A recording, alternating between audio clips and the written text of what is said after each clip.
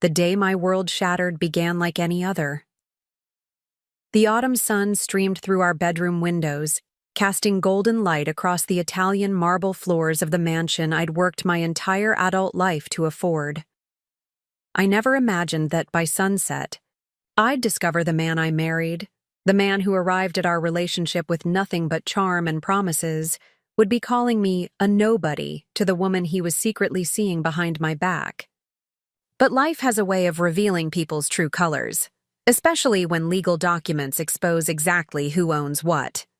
My name is Rebecca Winters, and this is the story of how I discovered my worth wasn't defined by my husband's betrayal, but by the empire I'd built with my own two hands. I'd love to know which corner of the globe you're watching from. And if this story speaks to you, make sure to subscribe. Tomorrow's video is one you absolutely can't miss.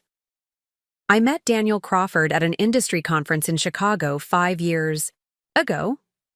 I was there representing my tech consulting firm, Horizon Solutions, which I'd built from scratch into a respected mid-sized company with offices in 3 states. Daniel was working as a sales representative for a software company, his confidence immediately apparent in his perfectly tailored suit and the ease with which he commanded attention in every conversation. "Rebecca Winters," he'd said, reading my name badge at the networking reception. "Your panel on cybersecurity infrastructure was impressive." I was surprised he'd attended. Most sales reps spent the conference hours schmoozing potential clients at the hotel bar, rather than sitting through technical presentations. "You actually sat through that?" I asked, raising an eyebrow as I accepted the glass of wine he offered. "Front row," he replied with a smile that made the room feel suddenly warmer. "I like to understand the problems my clients are trying to solve."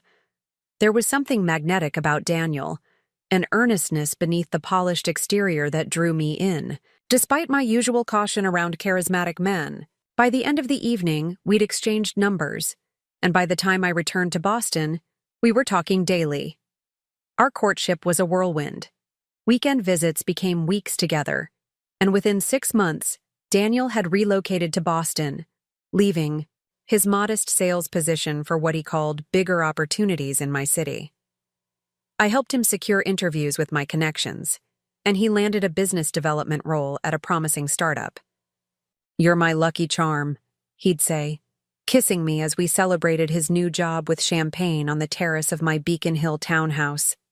I should have recognized the pattern then, how he seamlessly integrated himself into my world, how his ambitions seemed to conveniently align with the opportunities in my orbit.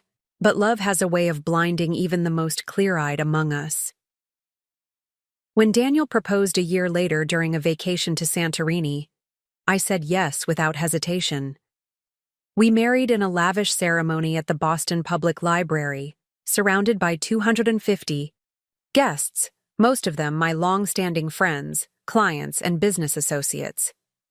Daniel's side was notably smaller, just a handful of college friends and an elderly aunt who'd raised him after his parents died. "You're my family now," he'd whispered during our first dance, and my heart had swelled with love and protection for this man who seemed so grateful for the life we were building together. After the wedding, we moved into my Beacon Hill home, and for the next 3 years, life seemed perfect. Horizon Solutions continued to thrive under my leadership, expanding to a 4th office in Seattle. Daniel's career progressed steadily, though never at the meteoric pace of my own. I never minded that I was the primary breadwinner. I'd worked hard for my success and was proud of what I'd built. When an opportunity arose to purchase a historic mansion in Wellesley, I jumped at it. The 8,000-square-foot estate on 3 acres with a pool, tennis court, and separate guest house represented everything I'd worked for. Daniel initially seemed hesitant about the purchase. "It's a lot of house, Becca," he'd said, walking through the empty rooms during our second viewing. "It's an investment," I countered. "And we deserve it." What I didn't say was that the mansion represented security to me, a tangible manifestation of my success that no one could take away. Growing up with a single mother who'd struggled to Make rent each month had instilled in me a deep need for financial independence and security. My lawyer, Miranda Chen, had advised me to purchase the property in my name alone, given that my funds were being used for the down payment and my income would cover the mortgage. I dismissed her concerns at the time, not wanting to create any division in my marriage. Daniel and I are a team, I'd insisted. What's mine is his. Miranda had looked at me with a mixture of professional respect and personal concern. Just because you share your life doesn't mean you need to commingle all your assets, she'd advised. Let me at least draw up a post-nuptial agreement to protect Horizon Solutions. After some persuasion, I'd agreed to the post-nup, which specified that my company and the Wellesley property would remain mine in the event of a divorce. Daniel had signed without hesitation, joking that he was just along for the ride with a successful wife like me. We moved into the mansion last spring, and I spent months personally overseeing the renovations and interior design. Daniel seemed less interested in the process, often working late or traveling for business while I selected finishes and furniture. I attributed his distance to the natural ebb and flow of a relationship, to the pressures of his job, to anything, but the truth that was slowly taking shape behind my back. The revelation came on an ordinary Tuesday in October. I'd left a board meeting early with a pounding migraine, canceling my remaining appointments to head home for some quiet recovery time. Daniel wasn't expecting me. He thought I'd be in meetings until late evening, followed by a client dinners. I pulled into our circular driveway. I noticed an unfamiliar black Mercedes parked near the side entrance. Probably one of the contractors finalizing details on the wine cellar renovation, I thought, though something about the luxury vehicle seemed out of place among the usual work trucks. I entered through the kitchen, dropping my keys on the marble island. The house was quiet, but I could hear faint music coming from the direction of our home office. As I moved through the main floor, I caught the sound of laughter, Daniel's distinctive chuckle followed by a woman's softer response. My migraine momentarily forgotten, I paused outside the office door, which was slightly ajar. Through the crack, I could see Daniel seated on the leather sofa, a glass of what appeared to be my rare Japanese whiskey in his hand. Across from him sat a woman I recognized as Elise Bennett, a junior associate at Daniel's company. Young, ambitious, and undeniably beautiful, with her cascade of auburn hair and impeccable style. I was about to push the door open and announce my presence when Elise's words froze me in place. "I still can't believe you live here," she was saying, gesturing around the office with its custom built-ins and view of the gardens. "It's like something out of a magazine." Daniel's response changed everything. "Don't be too impressed," he said, with a dismissive wave. "None of this is really mine. It's all Rebecca's, bought and paid for with her family company money." "But you're her husband," Elise countered. "Doesn't that make it yours too?" Daniel laughed, a sound I'd once found warm but now seemed hollow and cruel. "Technically, no. My brilliant wife had me sign a postnup. If we split, I walk away with basically what I came in with, which wasn't much." "That doesn't seem fair," Elise murmured, moving to sit beside him on the sofa. "It's fine," Daniel said, his voice dropping to a tone I'd never heard before. Calculated, cold. "Rebecca's successful, sure, but she's nobody outside her little tech bubble. No real connections, no family name. Just a workaholic with a big house and no one to share it with." "You share it with her," Elise pointed out, though she didn't sound particularly convinced. "For now," Daniel replied, setting down his glass and taking her hand. "Until I figure out my next move. This was always meant to be temporary, Elise. A stepping stone." As they leaned toward each other, I stumbled backward, knocking into the hallway table. The vase of fresh flowers I'd arranged that morning crashed to the floor, shattering like my illusions about my marriage. The office door flew open, and Daniel stood there, his expression transitioning from shock to guilt to a practiced concern in the span of seconds. "Rebecca, you're home early." He stepped into the hallway, partially blocking my view of Elise, who was hurriedly straightening her clothing. "Are you okay? What happened?" I stared at him, this stranger I'd married, trying to reconcile the loving husband I thought I knew with the calculating man I'd just overheard. "I think you should ask your guest to leave," I said, my voice surprisingly steady despite the hurricane of emotions swirling inside me.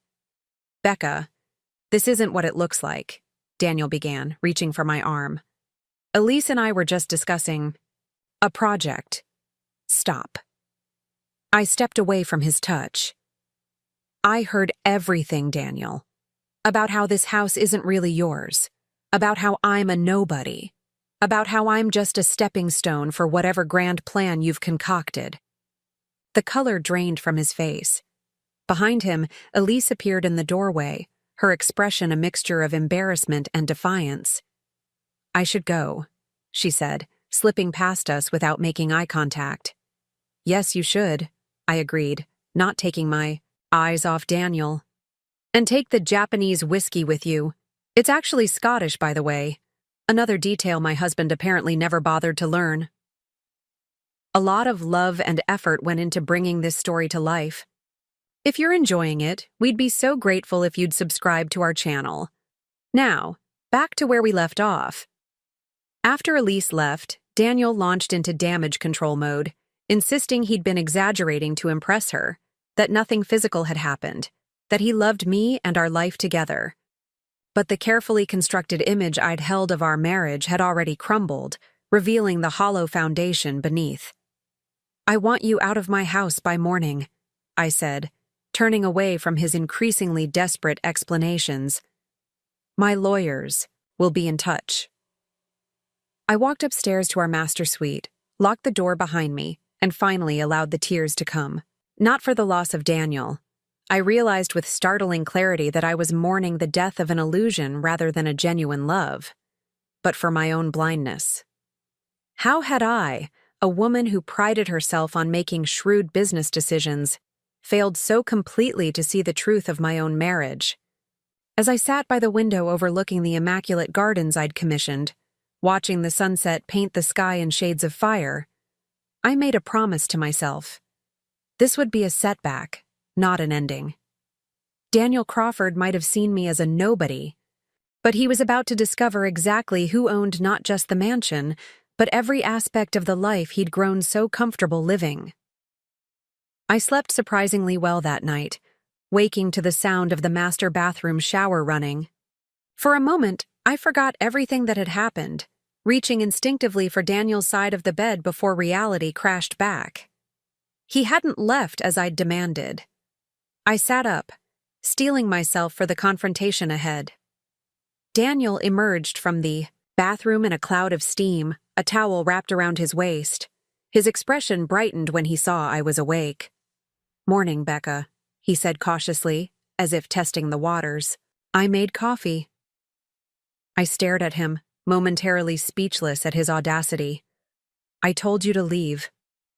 "I know you're upset," he said, his tone reasonable, placating.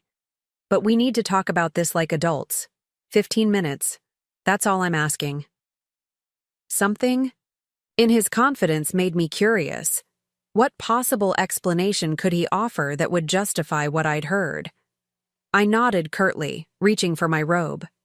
15 minutes. Downstairs. In the kitchen, Daniel had indeed made coffee, using the expensive Italian beans I'd brought back from our anniversary trip to Rome last year. He'd set the table with fresh fruit and croissants from the bakery down the street. The domestic scene might have been touching if I didn't now recognize it as calculated performance. "I was an idiot yesterday," Daniel began as I took a seat across from him. "What you overheard, it wasn't real, Becca. I was playing a part." "A part?" I repeated, wrapping my hands around the warm coffee mug to stop them from shaking. Not from sadness, but from a growing anger. "Elise has been pursuing me for months," he explained, leaning forward earnestly. "I've been trying to let her down, gently because we work together. Yesterday she showed up unannounced, saying she needed to discuss a project. Once she was here, her intentions became clear. So you decided to insult me and our marriage as a rejection technique? I asked incredulously. That's your explanation? Daniel sighed, running a hand through his damp hair. I know it sounds ridiculous, but I was trying to make myself seem unavailable without directly rejecting her. Men who are unhappily married are more attractive to some women. They see them as a challenge. I thought if I played into that but made it clear there was no future for us because of financial complications, she'd back off. I almost laughed at the absurdity of his explanation. And the part where you called me a nobody? The part where you said I was just a stepping stone? Were those strategic elements of your rejection plan too? I was playing a character, Becca, he insisted, reaching for my hand across the table. I pulled away before he could touch me. I needed to seem like a certain type of man to make the story convincing. None of that reflects how I truly feel about you. As he spoke, I studied his face, the earnest eyes, the concerned furrow of his brow, the slight tremble in his lower lip. I'd always thought Daniel was transparent to me, that I could read his every emotion. Now I wondered if I'd ever known him at all, or if every expression had been as carefully calculated as this morning's coffee and croissants. You expect me to believe that you were running some elaborate long con on this woman? All while drinking my whiskey and entertaining her in our home when you thought I wouldn't be here. It sounds bad when you put it that way, Daniel admitted. But yes, essentially, I made a poor judgment call. I should have shut it down differently or reported her to HR. I'm sorry, Becca. More sorry than you can imagine. I took a sip of my coffee, buying time to process. His story wasn't entirely implausible. Office politics could be complicated, and unwanted advances from colleagues were unfortunately common. But something still felt off. If what you're saying is true, I said, slowly, then you won't mind if I call Elise to confirm your version of events. Daniel's expression shifted almost imperceptibly, a tightening around the eyes, a slight clench of his jaw. I don't think that's a good idea. She's embarrassed and probably worried about her job. Involving her further would only complicate things. Things are already complicated, Daniel, I replied. You've just offered an explanation that paints you as the victim of persistent unwanted attention and her as the aggressor. I think I'd like to hear her perspective. This is between us, Rebecca, he said, his tone hardening slightly. Bringing other people into our marriage problems isn't going to help. I smiled without humor. Funny, you already brought her into our home. I'm just suggesting a conversation. Daniel pushed back from the table, his breakfast untouched. I've apologized. I've explained. I don't know what else you want from me. The truth would be nice, I said quietly. He stared at me for a long moment, then sighed dramatically. Fine. You want the truth? I made a mistake. I was flattered by her attention. We've been flirting for a few weeks. Nothing physical happened, I swear. But yesterday crossed a line. It was stupid and wrong, and I regret it completely. This new version, while still portraying him in the most favorable possible light, at least had the ring of partial truth. But it still didn't address what he'd said about me, about our marriage. And the things you said? About me being a nobody? About this being temporary? Daniel's expression softened, his eyes becoming liquid with what appeared to be genuine remorse. I was showing off, saying what I thought would impress her. Men say stupid things when they're trying to seem important to beautiful women. None of it was true, Becca. You're everything to me. If he'd stopped there, if he'd simply owned his mistake and offered a genuine apology, perhaps things might have ended differently. But Daniel, even the salesman, couldn't resist pushing for the close. We can get past this, he continued, reaching for my hand again. This time I let him take it, curious to see where he was going. We've built a beautiful life together. I made one mistake, a terrible lapse in judgment, but it doesn't erase all the good in our marriage. I love you, Rebecca. I love our home, our life together. Please don't throw it all away over one stupid afternoon. Our home. Our life together. The words echoed in my mind, reminding me of what I'd heard him say to Elise, how none of this was really his, how it was all bought and paid for by me. There was the disconnect, the sliver of truth that revealed everything else as carefully constructed fiction. I gently extracted my hand from his. I need some time to think, I said, standing up from the table. I have meetings all day that I can't reschedule. We'll talk more tonight. Relief washed over Daniel's face. He thought he'd bought himself time, perhaps even begun to repair the damage. Of course, take all the time you need. I'll be here when you get home. Maybe I'll make dinner. That new pasta recipe you like? I nodded non-committally and headed upstairs to shower and dress for the day. As I stood under the hot water, my thoughts cleared. I didn't need time to think. I already knew what I needed to do. What I needed was time to act. My first call was to Miranda Chen, my lawyer. I reached her as she was arriving at her office. Rebecca, she answered, her tone warm but professional. This is an unexpected surprise. I need to meet with you today, I said without preamble. It's urgent. There must have been something in my voice that conveyed the seriousness of the situation because she immediately responded, I'll move some things around. Can you be here at noon? I'll be there, I confirmed, feeling the first sense of solid ground beneath my feet since yesterday's discovery. My next call was to my executive assistant, Jasmine. I need you to clear my afternoon schedule after my lunch break, I instructed. And please contact Anderson Security. I want to schedule a change of all the security systems and locks at my residence, preferably for this afternoon. Is everything okay, Rebecca? Jasmine asked, concern evident in her voice. It will be, I assured her, more confident than I felt.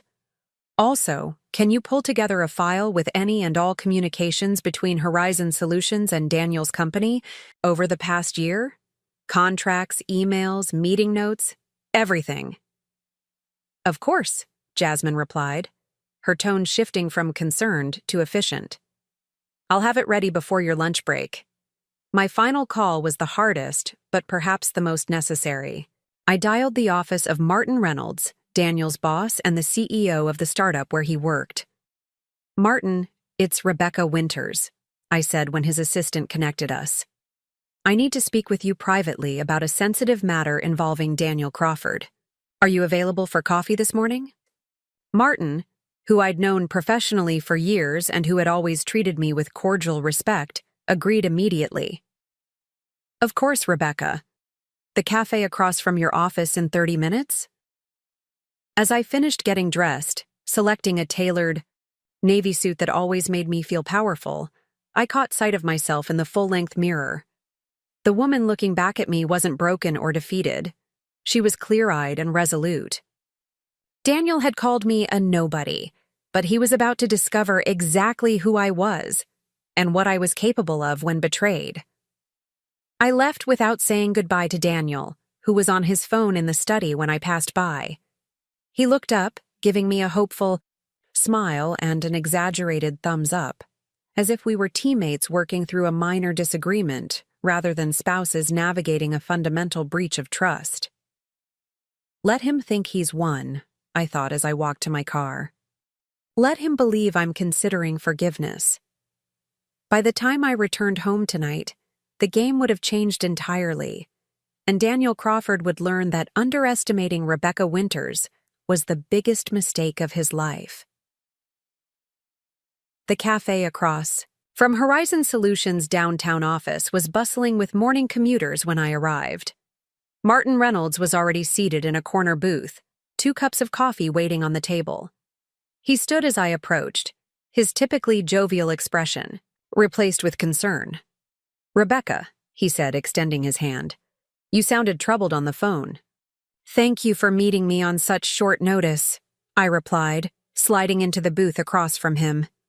I wouldn't have reached out if it wasn't important. Martin nodded, pushing one of the coffee cups toward me. I've known you long enough to understand that. What's going on with Daniel? I took a deep breath, considering my approach. Martin wasn't just Daniel's boss.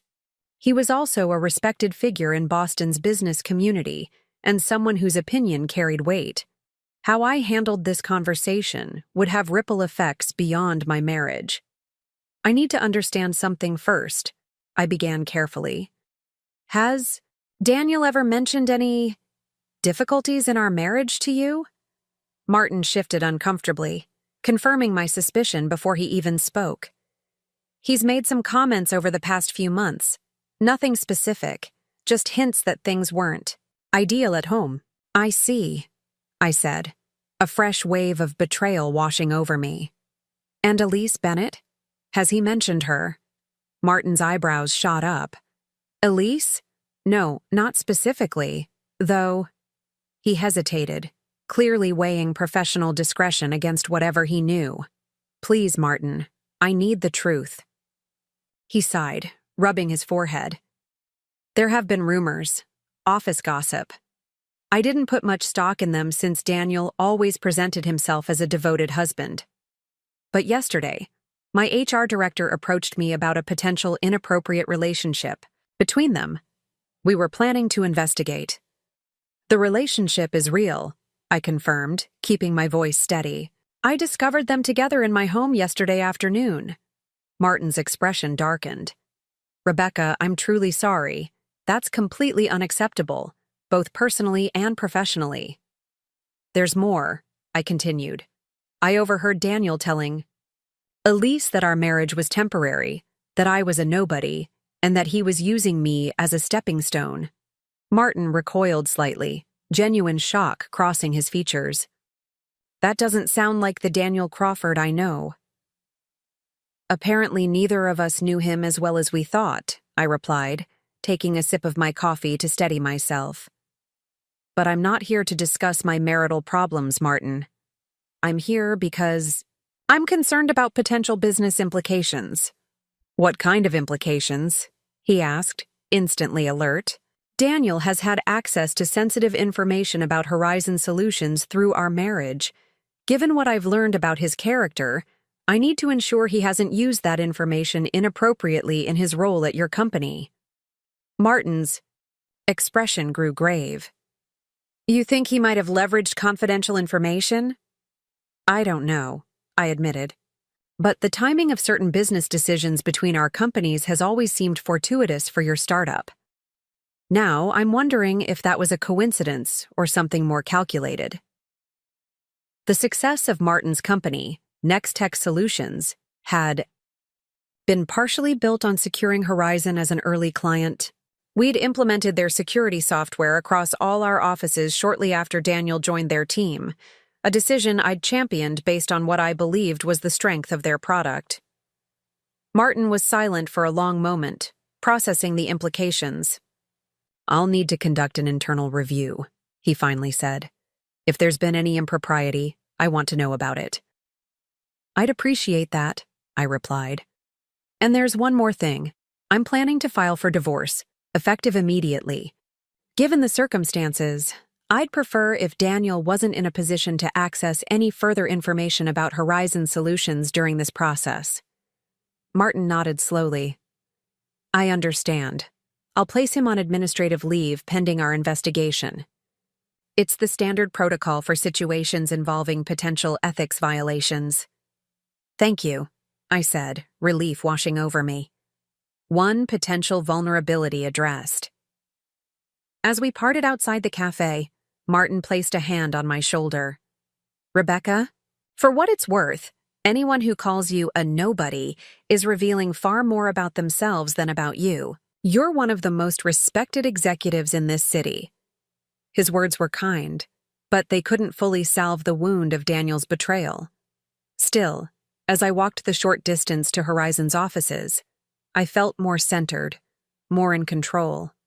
The familiar weight of professional problems, ones I knew how to solve, was oddly comforting compared to the turmoil of my personal life. Jasmine was waiting when I arrived, a thick folder in her hands. The information you requested, she said, following me into my office.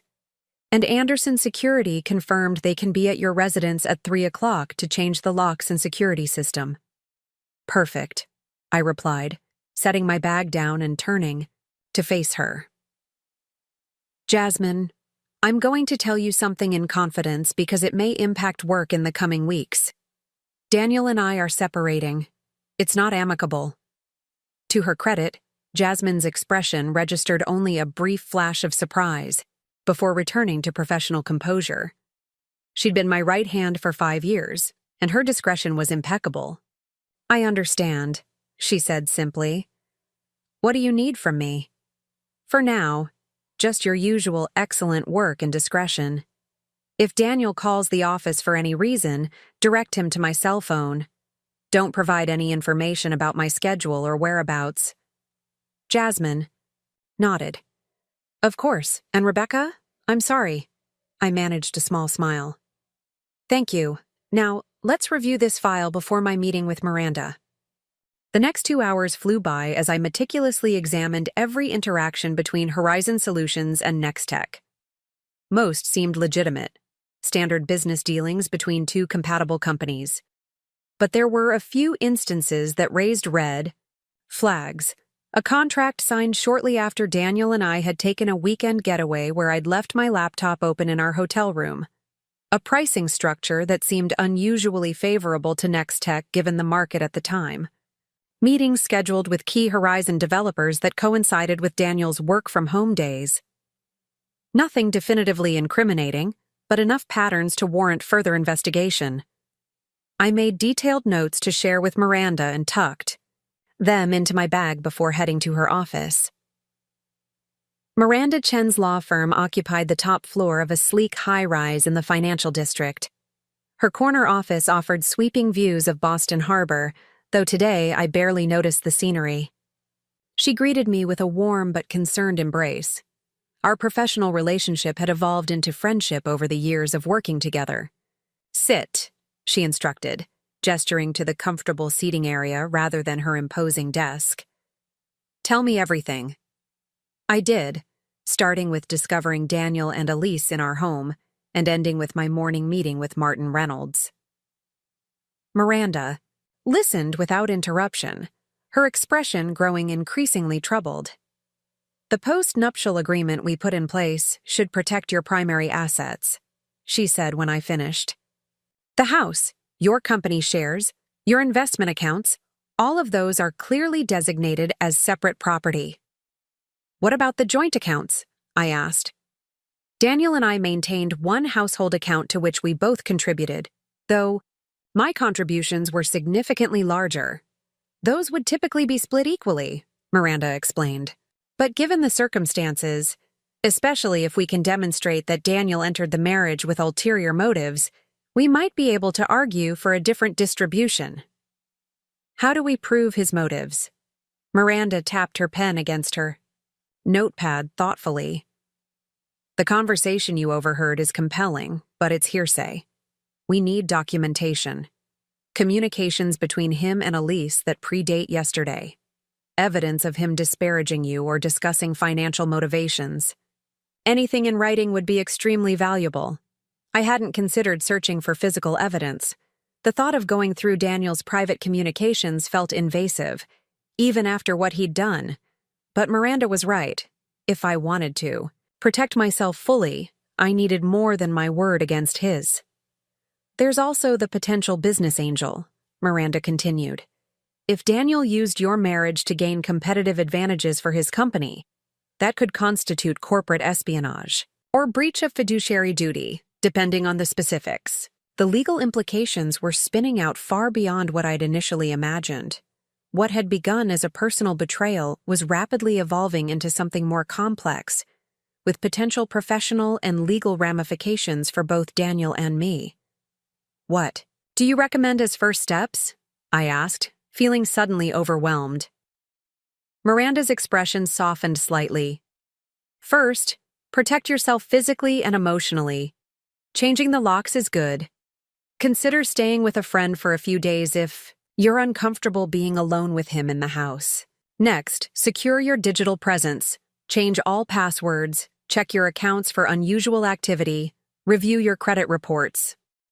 I nodded, making mental notes.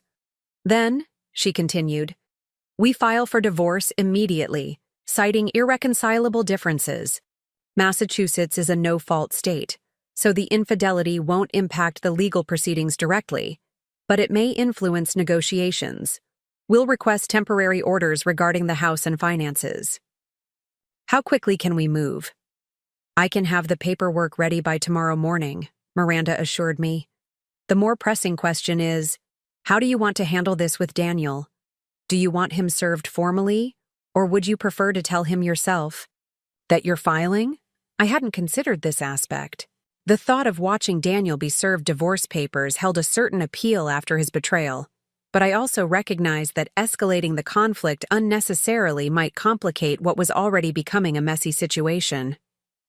I'll tell him myself, I decided. Tonight, after the security system is changed, I want him to understand that this isn't a negotiation or a temporary reaction. It's over. Miranda nodded approvingly. In that case, I'll messenger the papers to your office tomorrow morning for your signature, and we can file them immediately after. As our meeting concluded, Miranda walked me to the elevator, her hand supportive on my arm. Rebecca, I know this is professionally complicated, but try not to lose sight of the personal aspect. Take care of yourself. Betrayal like this can be traumatic. I'm fine, I assured her, straightening my shoulders.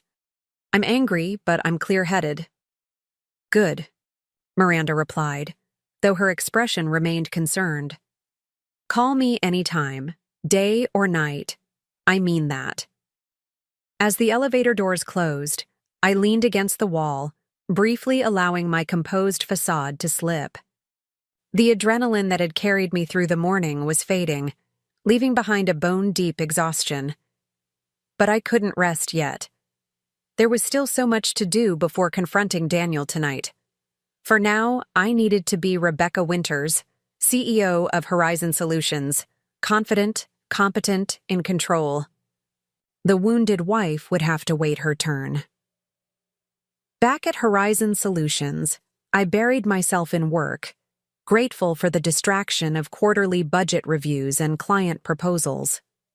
The familiar rhythm of business decisions provided a respite from the chaos of my personal life. Around 2 o'clock, Jasmine knocked on my office door with a message that made my stomach clench. Daniel's called 3 times in the past hour, she reported. The last time he said it was urgent. Did he say what it was about? I asked, my mind racing through possibilities. Just that he needed to speak with you immediately. Jasmine hesitated. He sounded agitated. I glanced at my watch. The security company would be at the house in an hour to change the locks and codes. Has Daniel somehow discovered my plans? Thank you, Jasmine. I'll handle it. After she left, I stared at my phone, weighing my options. Ignoring Daniel might escalate the situation, but engaging with him before I was ready could derail my carefully constructed plans. Finally, I decided on a brief text message, in meetings all afternoon. What's urgent? His response came immediately. We need to talk. Martin put me on administrative leave. What did you say to him? So that was it. Martin had moved quickly, more quickly than I'd anticipated. I considered how to respond. There was little point in denying my involvement, but I wasn't ready for a full confrontation yet. We can discuss tonight. I'll be home around 6. 3 dots appeared and disappeared several times before his reply finally came through. Fine. But this is completely unfair. I deserve a chance to explain. I didn't respond. There was nothing more to say via text, and I needed to finish my workday before dealing with what promised to be an explosive evening. I turned my attention back to my computer, forcing myself to focus on the spreadsheet before me rather than the imploding remains of my marriage. At precisely 2:55 p.m., my phone buzzed with a notification from the home security system. Front door accessed. The app showed Daniel leaving the house, his expression tight with anger as he strode to his car. Perfect timing. He would be gone when the security company arrived. I called Anderson Security immediately. Daniel Crawford has just left the premises. Can your team head over now? We'll redirect the technicians right away, Ms. Winters. They should arrive within 15 minutes. Relief washed over me. At least one element of my plan was proceeding smoothly. The rest of the afternoon passed in a blur of meetings and phone calls. I was running on autopilot, my mind split between professional obligations and the personal crisis looming ahead. By 5:30, I received confirmation from Anderson Security that all locks had been changed, security codes updated, and the system reconfigured to send alerts to my phone only. Additionally, they'd installed a small camera at the front door, my request, that would allow me to monitor any attempts to enter the property. As I packed up to leave the office, Jasmine appeared in my doorway. Rebecca, there's someone here to see you. She doesn't have an appointment, but she's quite persistent. Who is it? I asked, already dreading the answer. Elise Bennett. I froze.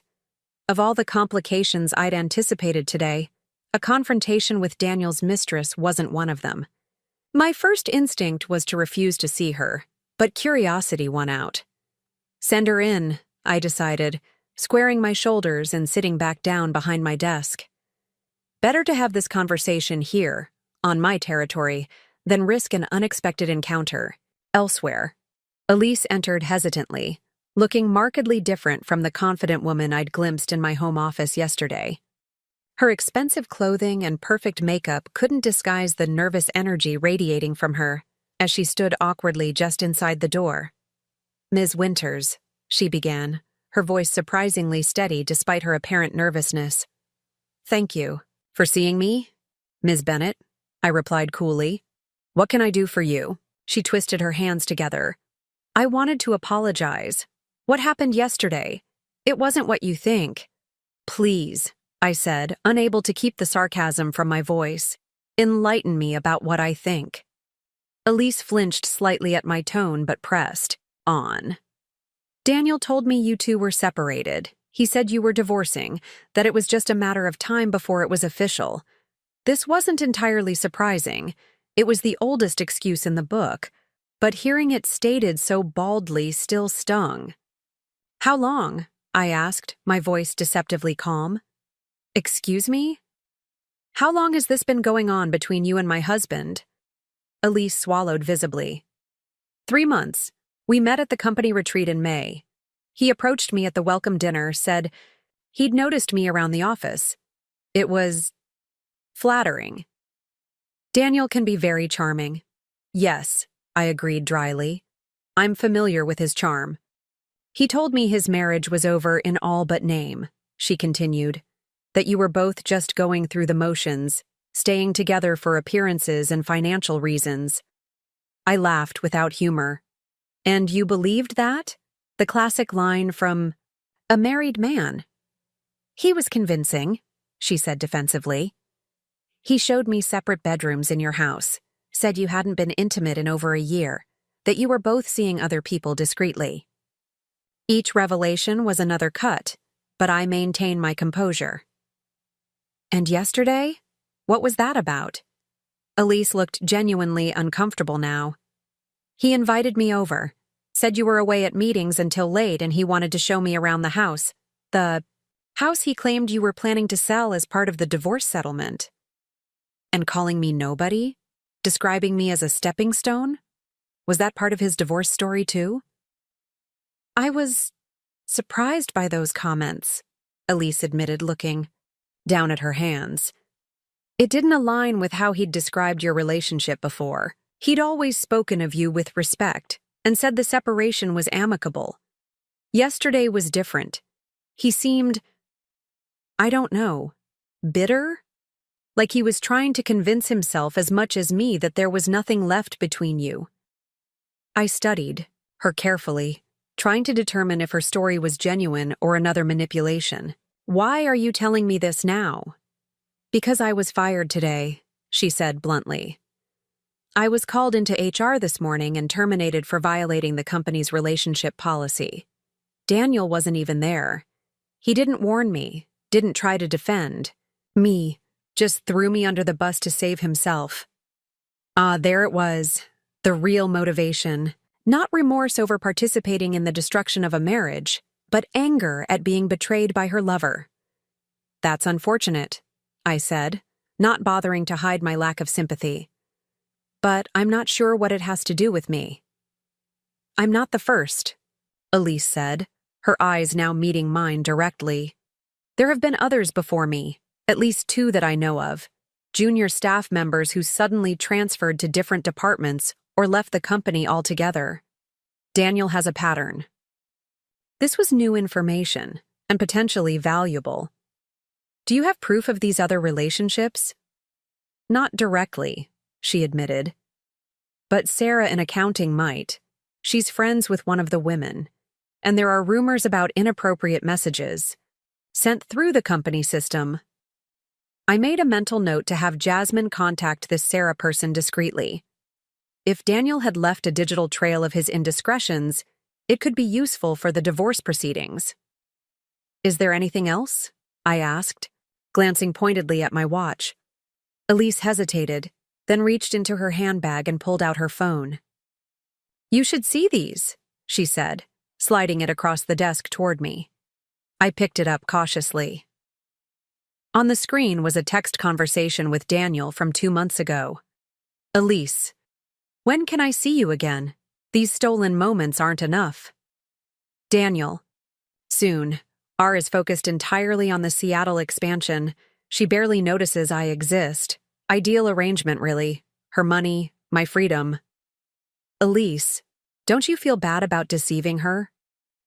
Daniel, she deceives herself, thinks her success makes her untouchable. She doesn't realize how easy it would be to take it all away. Elise, what do you mean? Daniel, let's just say I've been planning for the future. Smart man always has an exit. Strategy with assets secured. She'll learn that lesson too late. I felt my blood run cold. The messages confirmed my worst fears. Daniel's betrayal went beyond the personal into something potentially more sinister. There are more, Elise said, quietly. He talked about financial information he had access to, mentioned something about offshore accounts. I didn't understand all of it, but it seemed calculated. I scrolled through several more exchanges, each more damning than the last. Daniel hadn't just been having an affair. He'd been systematically planning something that sounded alarmingly like financial fraud. Why show me these? I asked, looking up from the phone. Why not take them directly to the police if you suspected something illegal? Elise reclaimed her phone, her expression hardening. Because I wanted you to see who he really is, and because I'm not stupid. If I go to the authorities, I could be implicated as an accessory. But if you take action based on information I provided, that positions me as a whistleblower, rather than an accomplice. Her candor was almost refreshing after Daniel's manipulations. What do you want from me, Ms. Bennett? A clean slate, she replied immediately. I want a reference that doesn't mention why I left Nextech. I want to be able to find another job without this scandal following me. And I want Daniel to face consequences for his actions, all of them. That's quite a list of demands from someone who was sleeping with my husband, I observed, keeping my voice neutral. I'm not proud of my choices, Elise said, standing straighter. But I didn't know the full truth. You can hate me if you want. You have every right to. But we've both been deceived by the same man. The difference is, you have the power to do something about it. As much as I resented her role in this situation, I couldn't deny the logic of her argument. Her information could be invaluable in protecting myself from whatever scheme Daniel had been planning. Send me screenshots of those messages, I said finally. And the contact information for anyone else who might have relevant information about Daniel's activities. I'll consider your request for a reference depending on how valuable your information proves to be. Relief washed over Elise's face. Thank you. I'll send everything tonight. As she turned to leave, I called after her. Ms. Bennett? For what it's worth, you're not the first woman Daniel Crawford has manipulated. And you wouldn't have been the last. Don't waste too much energy blaming yourself. She nodded once, a ghost of a smile touching her lips before she disappeared through the door. I sat back in my chair, processing this unexpected development. What had begun as a straightforward case of infidelity was evolving into something far more complex and potentially dangerous. Daniel's texts suggested he'd been planning some kind of financial maneuver against me, possibly for months or even years. The security system notification chimed on my phone. Daniel Crawford attempted entry at the front door. Access denied. It seemed the confrontation I'd been preparing for all day was about to begin, ready or not. I watched through the security app as Daniel tried his key again, then knocked forcefully on the front door. When there was no response, he stepped back, running a hand through his hair in obvious frustration. His next move was predictable. He pulled out his phone and called me. I let it ring through to voicemail. A moment later, a text appeared. "Why are the locks changed? This is ridiculous, Rebecca. Let me in." I typed a measured response. "I'll be home in 20 minutes. We'll talk then." The camera captured his reaction, a mix of anger and disbelief as he read my message. He paced on the front steps, alternating between checking his watch and staring at his phone. Finally, he stormed back to his car, slamming the door with enough force that the security camera's microphone picked up the sound. I took my time driving home, using the minutes to gather my thoughts and prepare for the confrontation ahead. The revelations from Elise had changed the landscape significantly. This wasn't just about infidelity anymore. There were hints of something more calculated and potentially criminal in Daniel's behavior. I needed to be careful, strategic, and, above all, calm. When I arrived, Daniel's car was parked in the driveway, and he was sitting on the front steps, his posture rigid with anger. He stood as I approached, his handsome features arranged in an expression of wounded indignation that I now recognized as carefully constructed. "What the hell is going on, Rebecca?" he demanded as I walked past him to unlock the door with my new key. "You changed the locks? You got me put on administrative leave? Are you trying to destroy my life?" I entered the house without responding, setting my bag down on the entryway table with deliberate calm. Only when I'd removed my coat and turned to face him did I finally speak. "You destroyed our marriage, Daniel. Any consequences you're facing are the direct result of your own actions." "This is about Elise, isn't it?" he said, following me into the kitchen where I poured myself a glass of water, more to have something to do with my hands than out of thirst. "I told you that was a mistake, one stupid mistake that meant nothing." 3 months isn't a mistake, I replied evenly. It's a calculated decision, a pattern of behavior. Daniel's expression faltered for just a moment before he regained control. "What are you talking about?" "Elise told me everything. How long you've been seeing each other. The lies you told her about our marriage. The things you said about me when you thought I wouldn't find out." "She's lying," he said immediately. "She's obviously trying to cause problems because I ended things with her after you found out." "Really? That's your defense? That she fabricated 3 months of text messages and detailed accounts of your meetings?" I shook my head. "Try again, Daniel. Maybe something more creative this time." He shifted tactics, his expression softening, as he reached for my hand across the kitchen island. "Becca, listen to me. I made a serious mistake. I got caught up in something that I should have shut down immediately. But it was just physical. It never meant anything. You're the one I love, the one I built a life with." I pulled my hand away. "A life you described as temporary. A stepping stone." "I told you I was just saying what I thought would impress her," he insisted. "None of that was real." "Which part wasn't real, Daniel? The affair? The disparaging comments? Or the plans to take it all away from me?" His face went completely still. "What? Your text to Elise," I clarified. "The ones where you talked about your exit strategy and the assets you'd secured?" The ones that mentioned offshore accounts and financial information you shouldn't have had access to. For the first time since I'd known him, Daniel Crawford seemed genuinely at a loss for words. The calculated charm evaporated, replaced by something closer to panic as he realized how much I knew. Those were private conversations, he finally managed. Elise had no right to show them to you. That's your response. Not that they were misinterpreted or taken out of context, but that I shouldn't have seen them. I laughed without humor.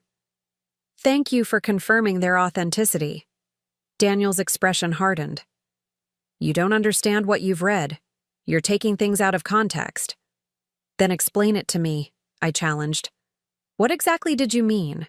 By planning to take it all away? What assets have you secured? It was just talk, he said dismissively. Meaningless bravado to impress a younger woman. Like calling me a nobody? Was that meaningless too? Yes, he exclaimed, seeming relieved that I'd provided him with an opening. Exactly like that. I was playing a role, saying what I thought would appeal to her. None of it reflected my true feelings or intentions. I studied him carefully, searching for any sign of the man I thought I'd married. All I saw was a stranger wearing a familiar face, frantically trying to maintain a crumbling facade. I'm filing for divorce, I said quietly. The papers will be ready tomorrow. His expression cycled rapidly through shock, anger, and finally, calculation. You're overreacting. We should at least try counseling before making such a drastic decision. No, Daniel. It's over. Because of one mistake? After everything we've built together? We haven't built anything together, I corrected him. I built it. The company, the house, the life you've been enjoying. Those are the results of my work, my investments, my decisions. You've been along for the ride, nothing more. His face darkened. That's not fair. I've contributed to this marriage. Have you?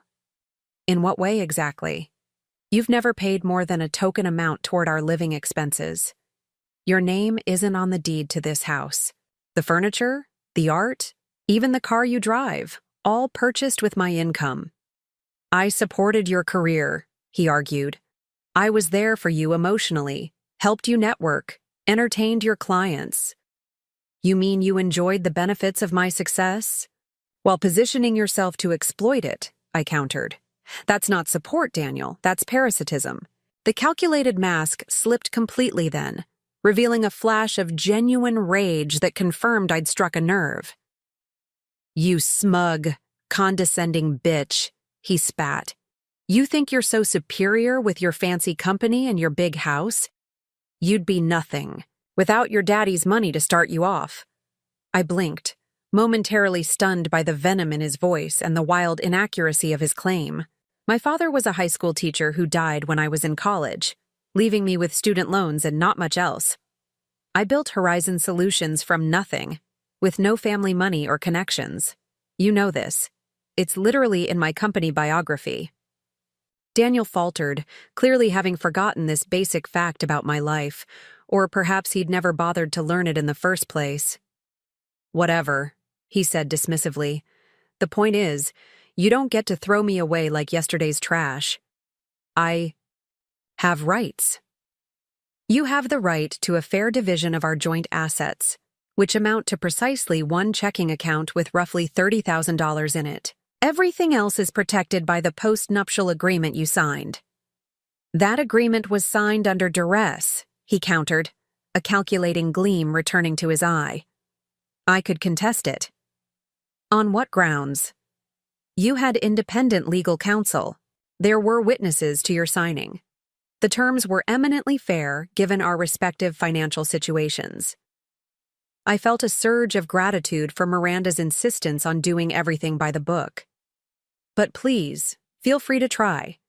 I'm sure the courts will be very interested in your explanation of why you should be entitled to assets you've been disparaging in private messages while planning some kind of financial scheme against me. Daniel's confidence visibly wavered. You're twisting everything. Those messages don't prove anything. Perhaps not on their own, I agreed. But, combined with the internal investigation Martin Reynolds is conducting at Nextech, and the review I've initiated of all interactions between our companies, they paint a concerning picture. He paled slightly. What investigation? Martin? Didn't mention it? How strange, I said, affecting surprise.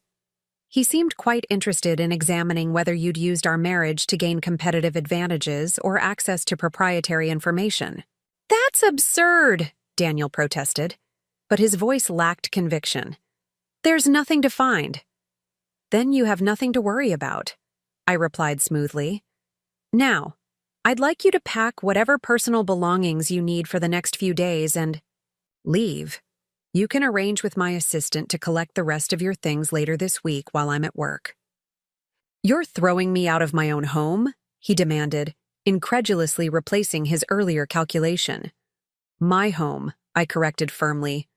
Purchased with my funds, maintained with my income, and legally established as my separate property in our post-nuptial agreement. You've been a guest here, Daniel. A guest who has overstayed his welcome. He stared at me for a long moment, as if seeing me for the first time. You've changed, he finally said. No, I replied honestly. I haven't changed at all. I've simply stopped allowing you to define who I am. Something shifted in his expression then. A grudging respect, perhaps, or at least a recognition that his usual tactics wouldn't work on me anymore. Fine, he said, his voice cold. I'll get my things. But this isn't over, Rebecca. You'll regret treating me this way. I met his gaze steadily. No, Daniel. The only thing I regret is not seeing you clearly sooner.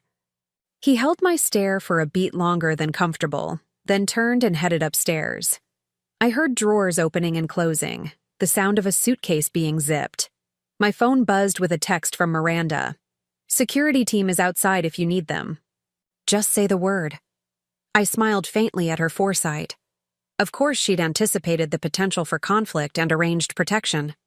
Thanks, but I think it's under control, I replied. 15 minutes later, Daniel returned downstairs with a large suitcase and a duffel bag. He'd composed himself, his expression once again carefully neutral. I'll have my lawyer contact yours. Tomorrow, he said, setting his house key on the entryway table with exaggerated politeness. I look forward to it, I replied, equally cordial on the surface. Drive safely.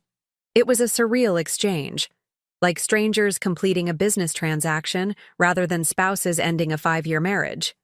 But perhaps that's exactly what we were. Strangers who had been playing parts in different plays without realizing it until now. As his car disappeared down the driveway, I locked the door behind him and leaned against it, momentarily overcome by the events of the past 36 hours. The house felt eerily quiet, the silence broken only by the distant hum of the refrigerator and the gentle ticking of the antique clock in the living room. For the first time since discovering Daniel and Elise in my home office, I allowed myself to fully feel the loss, not of the man Daniel had turned out to be, but of the future I'd thought we were building together. The children we might have had, the milestones we would have celebrated, the partnership I'd believed in despite all evidence to the contrary. Tears came then, hot and unexpected, a release of tension rather than genuine grief. I wasn't mourning Daniel. I was mourning my own naivete, my willingness to trust someone who had seen me not as a partner, but as a means to an end. My phone buzzed again. Not Miranda this time, but an email notification.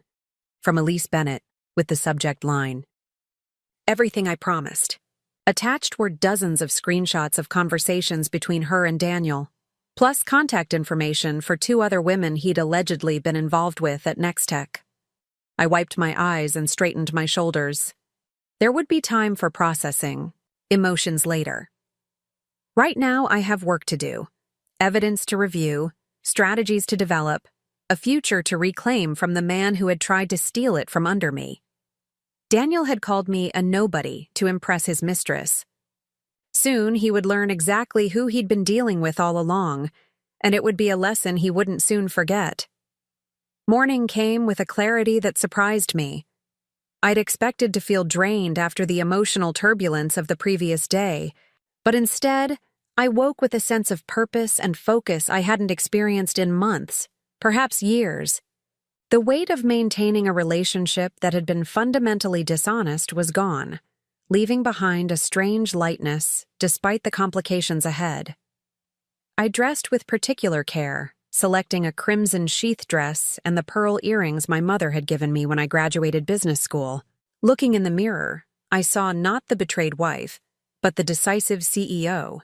The woman I'd been before Daniel's deception had temporarily made me doubt myself. My morning ritual felt different in the empty house, simpler, more streamlined, without, accommodating Daniel's preferences and schedule. I was just finishing my coffee when my phone rang with Miranda's number. "Good morning," I answered, checking the time.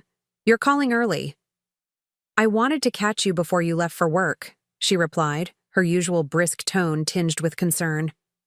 "How did it go last night? Do I need to activate the restraining order? Paperwork?"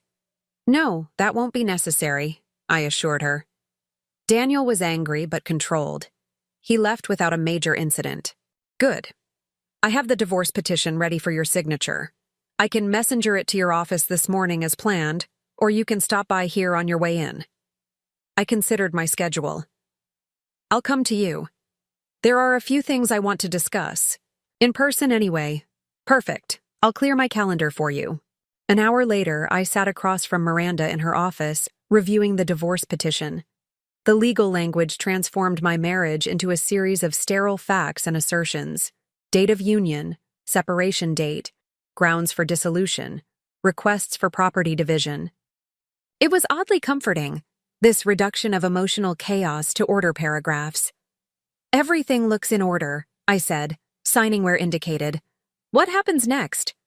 "We'll file this immediately," Miranda explained, gathering the documents.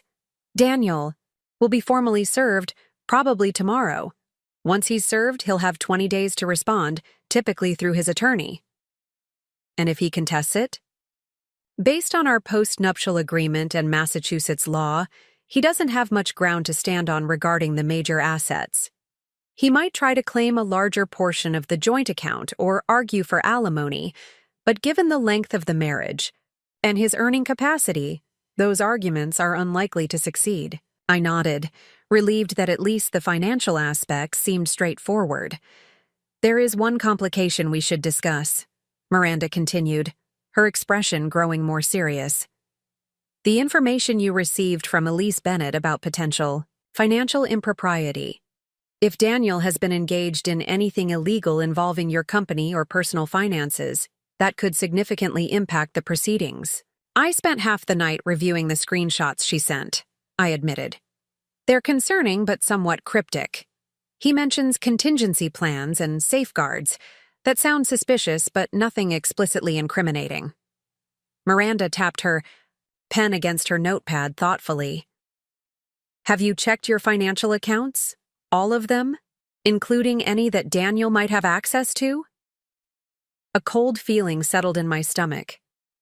I'd reviewed our joint household account before going to bed and found nothing unusual, but I hadn't thought to check everything. "I checked the obvious ones," I said slowly. "But there are investment accounts I don't monitor daily. Retirement. Funds. The company expense account he occasionally uses for client entertainment. I'd recommend doing a comprehensive review as soon as possible," Miranda advised. "And consider freezing any accounts he might still have access to, just as a precaution." "You think he might try to take money?"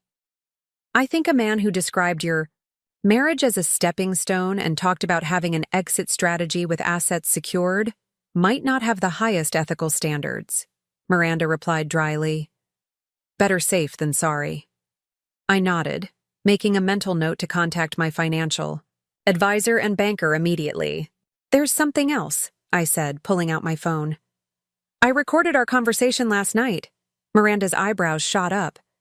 "In Massachusetts, that's a two-party consent state, I know." I finished for her. I didn't record it for legal purposes. I wanted a record of what was said in case I needed to remember details later. My memory isn't always reliable under stress. Smart, Miranda acknowledged. Just don't try to use it in court. What did it capture? His admission that the texts with Elise were authentic, for one thing, and his reaction when I mentioned the investigation at Nextech. He looked genuinely alarmed. That could be useful? Informally, even if we can't introduce the recording as evidence. It gives us insight into his state of mind and potential vulnerabilities. Miranda made a note. Speaking of Nextech, have you heard anything more from Martin Reynolds about their internal review? Not yet. I expect it will take a few days at minimum to compile records and conduct interviews. Martin seemed committed to being thorough. Good. If they find evidence of corporate espionage or misuse of confidential information, that could have significant implications beyond your divorce. The gravity of the situation settled over me. What had begun as a personal betrayal was expanding into something that could potentially affect my company, my employees, and my professional reputation. I need to protect Horizon, I said firmly. Not just myself. Absolutely, Miranda agreed. Which means getting ahead of this before Daniel has a chance to create a counter-narrative. Have you spoken with your executive team or board about the situation? I shook my head. Not yet. I wanted to have the divorce filed in process first. That's wise. Now that we're filing today, I'd recommend briefing key stakeholders soon, before rumors start circulating. Corporate divorces can get messy, especially when there are allegations of financial misconduct involved. The phrase corporate divorce struck me as particularly apt. Like business mergers that didn't work out, my marriage to Daniel was being unwound through a process of asset division, legal documents, and strategic communications. I'll schedule a confidential briefing with my executive team this afternoon, I decided. Just the facts they need to know: that Daniel and I are divorcing, that there may be implications for the company given his position at Nextech, and that we're taking all necessary precautions to protect Horizon's interests. Miranda nodded approvingly. Perfect. Direct, professional, and proactive. You might also want to alert your PR team to prepare a statement in case this becomes public knowledge. You think it will? I asked, though I already knew the answer. Boston's business community was surprisingly small and interconnected. News traveled fast, especially scandalous news involving prominent executives. It's a possibility we should prepare for, Miranda replied diplomatically, especially if the Nextech investigation uncovers anything significant. As I left Miranda's office, I felt the weight of responsibility settle firmly on my shoulders. This wasn't just about ending a marriage anymore. It was about protecting everything I'd built over the past decade. My company, my reputation, and my future. My phone buzzed with a text as I reached my car. It was from a number I didn't recognize. Ms. Winters, this is Sarah Donovan from Nextech Accounting. Elise gave me your number. I have information about Daniel Crawford you might want to see. Can we meet? The second woman coming forward in as many days. I texted back, my office, 1 p.m. Ask for Jasmine at reception. Her response was immediate. I'll be there. Thank you. Back at Horizon Solutions, I sequestered myself in my office with strict instructions to Jasmine not to disturb me, except for emergency calls or my 1 p.m. appointment. For the next 2 hours, I meticulously reviewed every financial account connected to my name. Personal checking and savings, investment portfolios, retirement accounts, real estate holdings, and company expense accounts. Most appeared untouched, but I found 3 concerning discrepancies. First, a series of unusual transfers from our joint household account to an unfamiliar bank account over the past 6 months. Small amounts between $2,000 and $5,000 that wouldn't necessarily trigger attention individually, but totaled nearly $50,000. Second, 2 unauthorized attempts to access my personal investment account that had been flagged by the financial institution's security system but never reported to me. And third, most alarmingly, Several large transactions on the company credit card Daniel occasionally used for client entertainment, charges at high-end hotels and restaurants in New York and Miami on dates when he had claimed to be on business, trips to Chicago and Atlanta. I was documenting these findings when Jasmine buzzed to announce Sarah Donovan's arrival. "Send her in," I instructed, closing the spreadsheet on my computer. Sarah was younger than I expected, mid-20s at most, with a nervous energy that reminded me of Elise, though her style was more subdued. She clutched a folder to her chest. As she entered, her eyes darting around the office as if assessing escape routes. "Ms. Donovan," I greeted her, gesturing to the chair across from my desk. "Thank you for coming." "Thank you for seeing me," she replied, perching on the edge of the seat. "I wasn't sure if you would." "You mentioned having information about Daniel Crawford," I prompted, keeping my tone neutral. "I assume this is related to the internal investigation at Nextech?" Sarah nodded, though she looked surprised. "You know about that? It's supposed to be confidential." "I'm aware that an investigation is taking place," I clarified, "not the details or scope." She hesitated, then placed the folder on my desk and slid it toward me. "I work in accounting. Last week, Daniel asked me to process some unusual expense reports, backdated items from trips he took months ago. When I questioned the delay, he said he'd been too busy to submit them earlier." She paused. "The receipts didn't match our records of where he was supposed to be." I opened the folder to find copies of expense reports and receipts. Hotels in Boca Raton when Daniel should have been in Dallas. Restaurant charges in Manhattan when he'd supposedly been meeting clients in Washington, D.C. These align with some discrepancies I've found in our company credit card statements, I said, looking up from the documents. "Charges for similar locations on the same dates." Sarah's eyes widened. "He was double-dipping, getting reimbursed by both companies for the same trips?" "It appears so," I confirmed, "though I suspect he wasn't on legitimate business for either company during these trips." "There's more," Sarah said, her voice dropping as if someone might overhear despite the closed door. "When the investigation was announced yesterday, I was asked to compile all of Daniel's expense reports for the past year. While I was gathering them, I found something strange."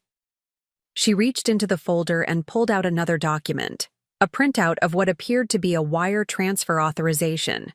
This was mistakenly included with his June expenses. "It's a transfer to an account in the Cayman Islands for $75,000, authorized by Daniel but using Martin Reynolds' electronic signature." I studied the document carefully. "You're suggesting Daniel forged Martin's authorization?" "I don't know for certain," Sarah admitted. "But I've processed hundreds of Martin's authorizations, and something about this one didn't look right. The timing was odd, too. Late Friday evening when Martin was at his daughter's wedding in Vermont. I flagged it for the investigation team yesterday."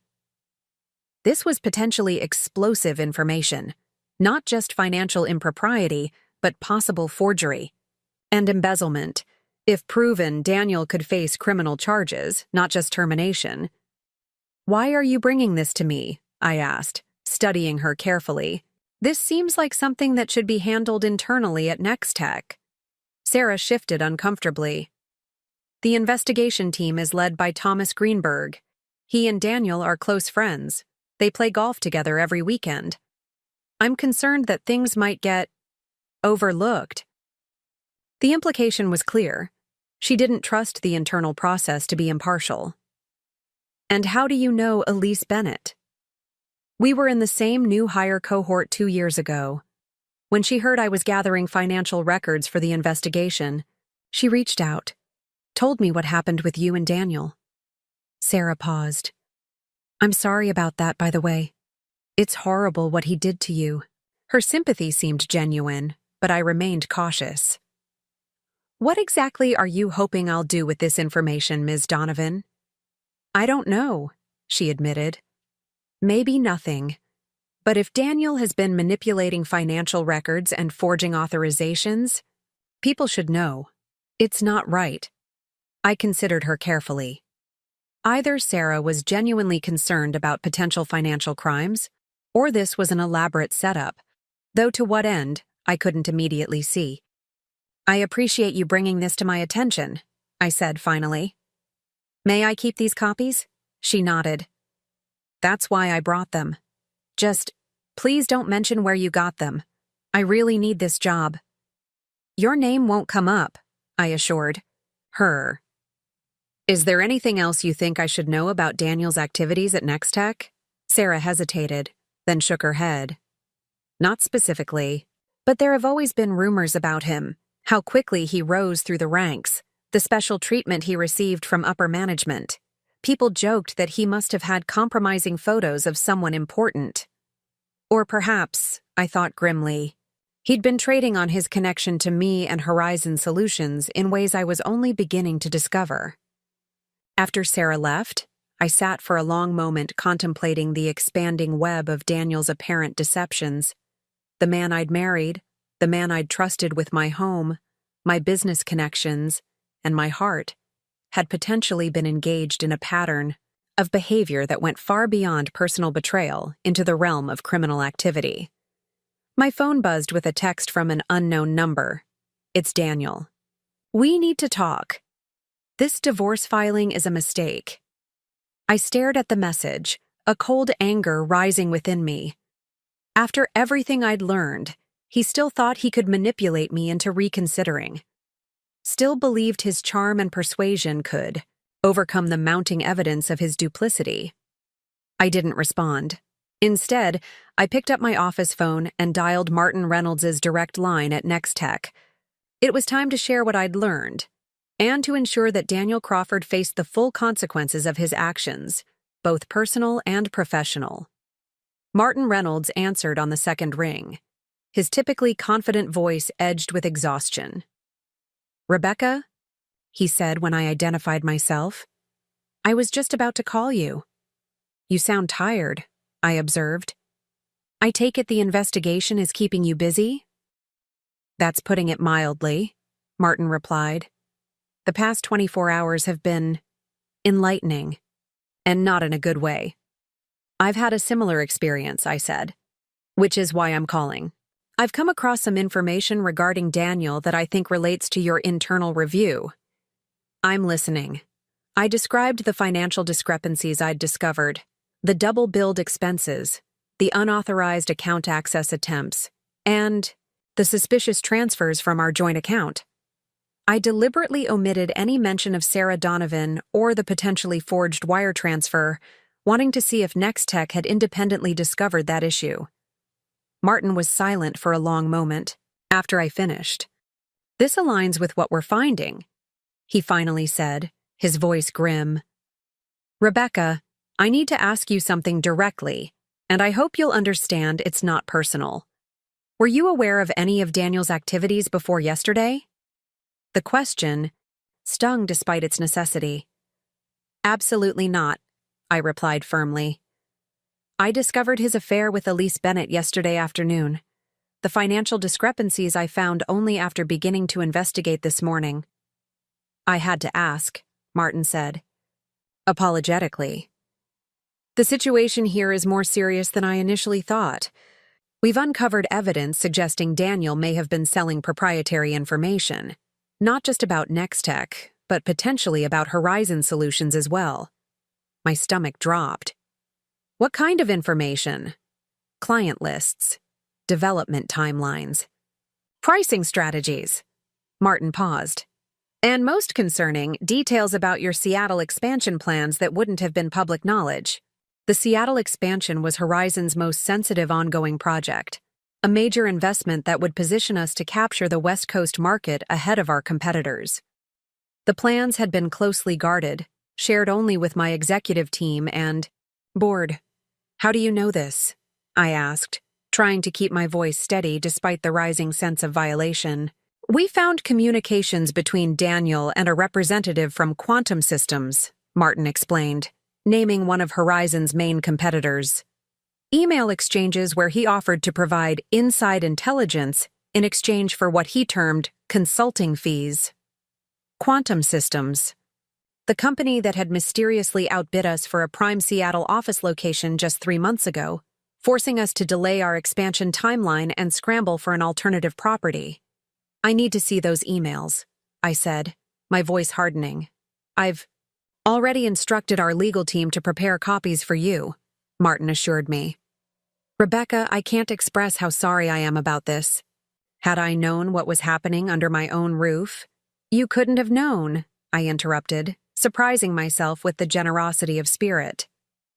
Daniel was exceptionally good at presenting himself as trustworthy. Nevertheless, Nextech bears some responsibility here. Your company may have suffered damages as a result of actions taken by one of our executives. I want you to know that we're committed to making this right, whatever that entails. His directness was refreshing. No deflection, no attempts to minimize. Corporate liability. I appreciate that, Martin. My legal team will need to review all the evidence before we can determine appropriate next steps. Of course, he hesitated. There's one more thing. We've discovered significant financial irregularities in our accounts. Unauthorized transfers, questionable expense allocations, and at least one instance of apparent forgery involving my electronic signature. So Nextech had found the Cayman Islands transfer independently. What are your next steps? I asked. We've contacted the FBI's white-collar crime division, Martin replied, confirming the seriousness of the situation. This goes beyond internal. Disciplinary action now. Daniel may be facing criminal charges. Despite everything, the news landed like a physical blow. The man I'd married, shared a home with, planned a future with, was now potentially facing federal prosecution. The distance between the Daniel I thought I knew and the reality of who he was seemed to expand with each new revelation. I understand, I said finally. Please keep me informed as things develop. Likewise, Martin agreed. And Rebecca? Take care of yourself. This can't be easy on a personal level, regardless of the business implications. After ending the call, I sat motionless at my desk, trying to process the escalating scale of Daniel's betrayal. He hadn't just cheated on me or insulted me behind my back. He'd potentially committed crimes that could damage the company I'd built. From nothing. The achievement I was most proud of in my life. The intercom buzzed, Jasmine's voice cutting through my thoughts. Rebecca, your executive team is assembled in the conference room for the briefing you requested. Thank you, I replied, gathering my thoughts. I'll be right there. I'd planned to give my leadership team a straightforward, limited explanation of my divorce and its potential business implications. Now I needed to prepare them for something far more serious, a potential corporate espionage situation involving our most sensitive strategic plans. As I walked toward the conference room, my phone lit up with a series of incoming text messages from Daniel. Rebecca, please respond. This has gone too far. Martin's putting me on formal suspension pending a criminal investigation. This is insane. Whatever you think I've done, you're wrong. I can explain everything. Don't do this to us. To me. 5 years together has to count for something. His desperation was palpable, but it only strengthened my resolve. The us he referenced had been an illusion, a convenient fiction he'd maintained while systematically undermining me personally and professionally. I silenced my phone and pushed open the conference room door. My executive team, the 5 senior leaders who had helped me build Horizon Solutions into the success it had become, looked up expectantly. Their expressions ranged from curiosity to concern. Clearly, rumors had already begun circulating. Thank you all for making time for this unscheduled meeting, I began, taking my place at the head of the table. What I'm about to share is both personal and confidential, but it has potential implications for our company that you need to be aware of. For the next 20 minutes, I briefed them on the situation, my impending divorce from Daniel, his position at Nextech, and the emerging evidence suggesting he may have sold proprietary information about Horizon to our competitors. I was direct and factual, keeping my emotions firmly in check despite the personal nature of the betrayal. The FBI is now involved, I concluded. We'll be cooperating fully with their investigation, and our legal team is preparing to assess any damages Horizon may have suffered as a result of these actions. Alan Chen, my CTO and longest-serving executive, was the first to respond. The Seattle expansion plans. That explains how Quantum got ahead of us on the Westlake property. It seems likely, I agreed. We won't know the full extent until we see the communications Nextech has uncovered. What do you need from us? Asked Maria Santos, our CFO. Several things. First, a comprehensive security audit of all our systems and data. Alan, I'd like your team to lead that. Second, a review of any projects or initiatives Daniel might have had knowledge of through me. Maria, please work with each department to compile that information. Third, we need to prepare for potential public fallout if this becomes known more widely. Thomas Jackson, our head of PR, nodded grimly. I'll draft a statement and crisis management plan. We should be prepared for questions about our security, protocols, and how confidential information was accessible through a spouse. His comment stung, highlighting the uncomfortable truth. I had been the vulnerability in Horizon's security. Through my relationship with Daniel, I had inadvertently created a point of access that he had apparently exploited. You're right, I acknowledged. That's a valid concern, and one we'll need to address transparently. I take full responsibility for any exposure created through my personal relationship. No one is blaming you, Rebecca, Alan said firmly, others around the table nodding in agreement. Corporate espionage through personal relationships is unfortunately common. If anything, we should have had stronger compartmentalization protocols in place. Their support was heartening, but didn't erase the fact that my personal choices had potentially put the company at risk. It was a bitter pill to swallow for someone who had always prided herself on placing Horizon's interests first. Moving forward, we'll implement enhanced security measures and information access protocols, I decided. But our immediate focus needs to be on containing any ongoing damage and preparing for the investigation. What about Daniel himself? Thomas asked cautiously. Given your personal connection, how would you like us to handle any direct contact? If he reaches out to anyone here? It was a fair question. Despite our impending divorce, Daniel was still my husband legally, and until recently had been a semi-regular presence at company functions. Staff knew him, had interacted with him at holiday parties and team outings. Any contact from Daniel should be directed to our legal department immediately, I instructed. No information should be shared, no conversations engaged in, regardless of how innocent the inquiry might seem. The meeting continued for another half hour as we outlined immediate action items and assigned responsibilities. Throughout, I maintained my professional demeanor, even as internally I grappled with waves of anger, betrayal, and profound disappointment. As the team filed out, Maria lingered behind, waiting until we were alone before speaking. Rebecca, she began hesitantly. We've known each other for a long time. Before Horizon, before all of this. Are you okay? Really okay? The question, simple, direct, and asked with genuine concern, nearly cracked my carefully maintained composure.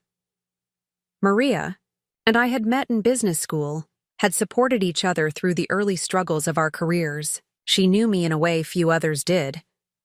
I started, then stopped, reconsidering the automatic reassurance I'd been about to offer. I'm processing, I admitted instead. Still discovering the extent of the deception. Still trying to reconcile the man I thought I married with the person he's turned out to be. Maria nodded, understanding in her eyes. It's a lot. Too much for anyone to handle alone, even you. I don't have much choice, I replied with a small, tight smile. It's my mess to clean up. Professionally, yes, she agreed. But personally, you're allowed to lean on people who care about you. You're allowed to not be okay. Her permission, to be human, to be hurt, was both a comfort and a danger. I couldn't afford to fall apart, not with so much at stake, so many people counting. on me to lead through this crisis. I'll be okay, I said finally. Maybe not today or tomorrow, but eventually. Right now, I need to focus on protecting Horizon and figuring out exactly what Daniel has done. Maria studied me for a moment, then nodded, accepting my boundaries. If you change your mind, if you need anything, personal or professional, I'm here. We all are. After she left, I returned to my office to find several voicemails waiting, 2 from Daniel, increasingly desperate in tone, and 1 from a number I didn't recognize. I played the latter first. Ms. Winters, this is Special Agent Marcus Rivera with the FBI's Financial Crimes Division. We're investigating certain activities involving your husband, Daniel Crawford.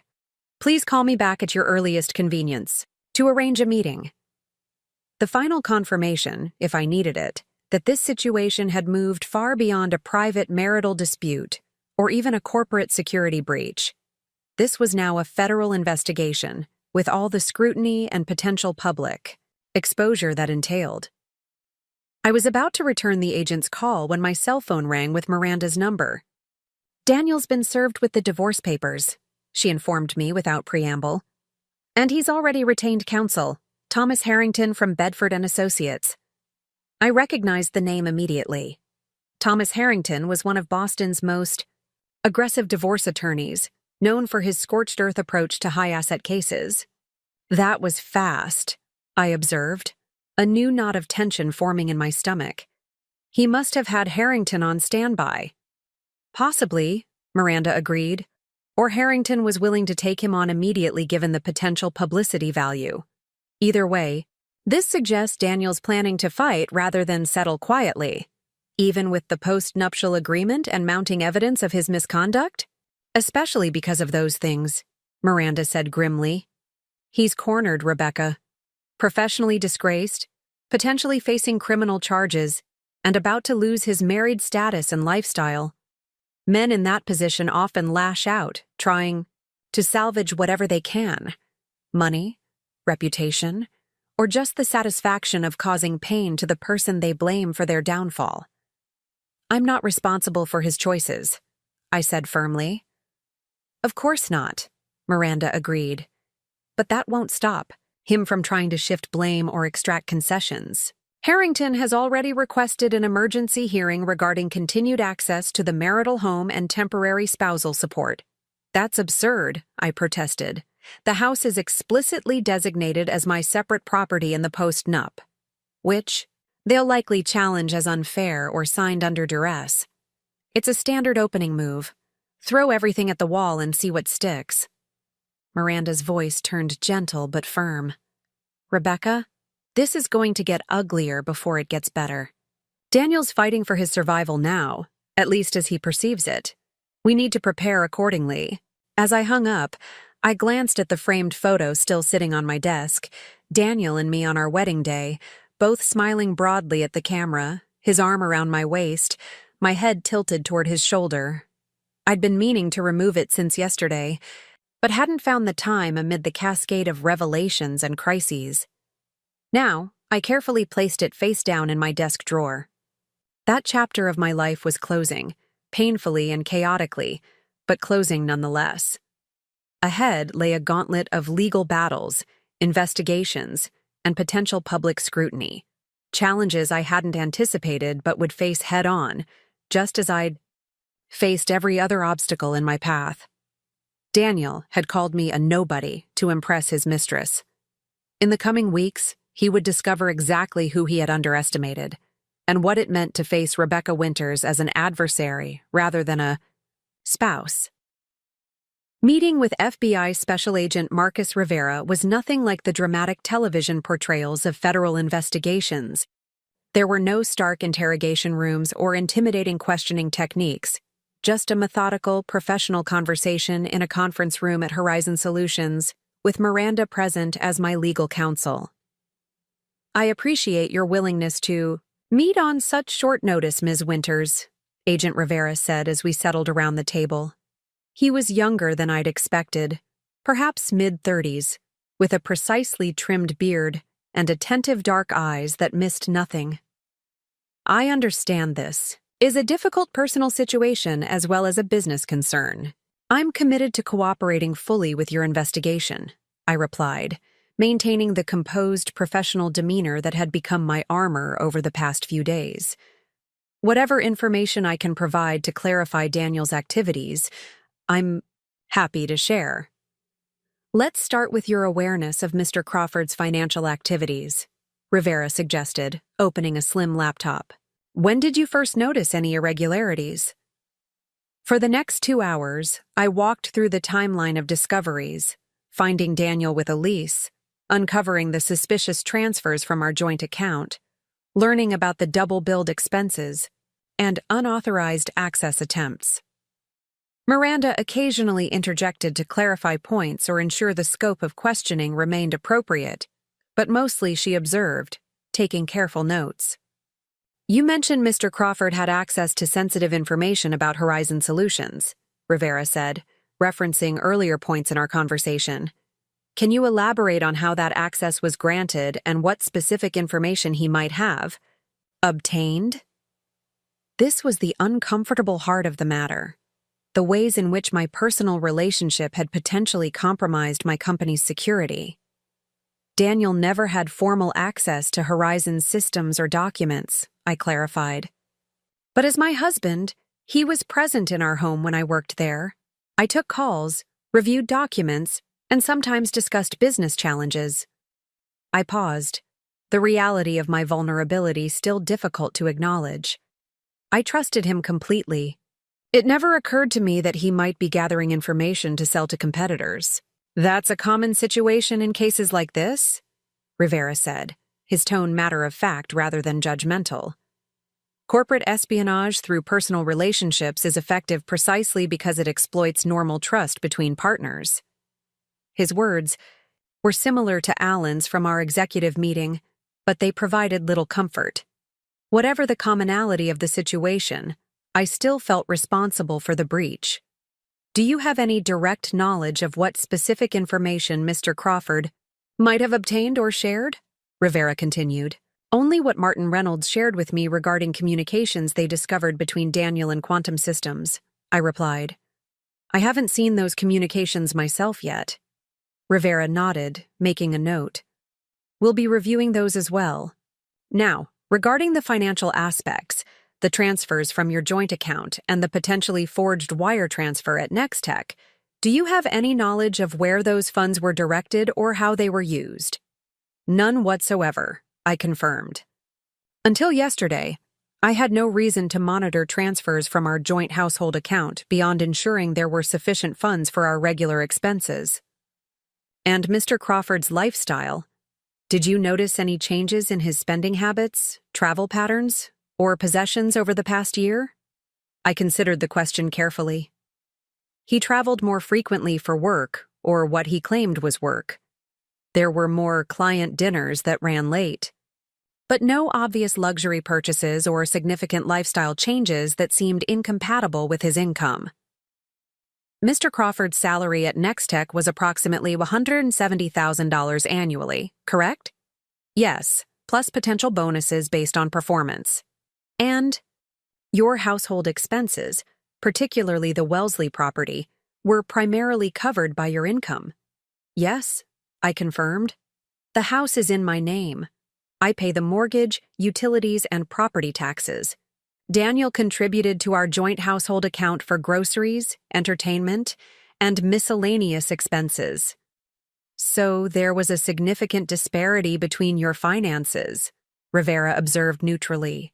Yes, but that was never an issue between us. Or so I thought. I couldn't keep a hint of bitterness from my voice. Apparently, Daniel had a different perspective on our financial arrangement than he expressed to me. Rivera nodded, his expression revealing nothing. We're still tracing the movement of funds through several accounts. Preliminary findings suggest Mr. Crawford may have established offshore holdings under a shell company name. Does Wintercroft Ventures mean anything to you? I blinked, momentarily thrown by the name, a portmanteau of our surnames. No, I've never heard of it. It was registered in the Cayman Islands 6 months ago, Rivera explained. The registration papers list Daniel Wintercroft as the principal, but the contact information connects back to your husband. The calculated nature of it, using a variation of our combined names for his secret company, felt like another betrayal layered on top of the many I'd already discovered. Miranda leaned forward slightly. Agent Rivera, I understand you need to establish Ms. Winter's knowledge or lack thereof regarding these activities, but I want to be clear that my client is a potential victim here, not a subject of investigation. That's my current understanding as well, Rivera assured her. Ms. Winter's cooperation is helping us establish the timeline and nature of Mr. Crawford's activities. However, I should note that our investigation is still in its early stages. We go where the evidence leads us. The implied possibility that I might somehow be implicated in Daniel's schemes sent a chill through me despite my clear conscience. I have nothing to hide, I stated firmly. I've provided complete access to my financial records and will continue to cooperate fully. Rivera nodded, seemingly satisfied. Just a few more questions about your knowledge of Mr. Crawford's activities at Nextech. Were you aware of any unusual relationships or conflicts of interest he might have had with clients or competitors? None, I replied. Daniel rarely discussed the specifics of his work with me beyond general achievements or challenges.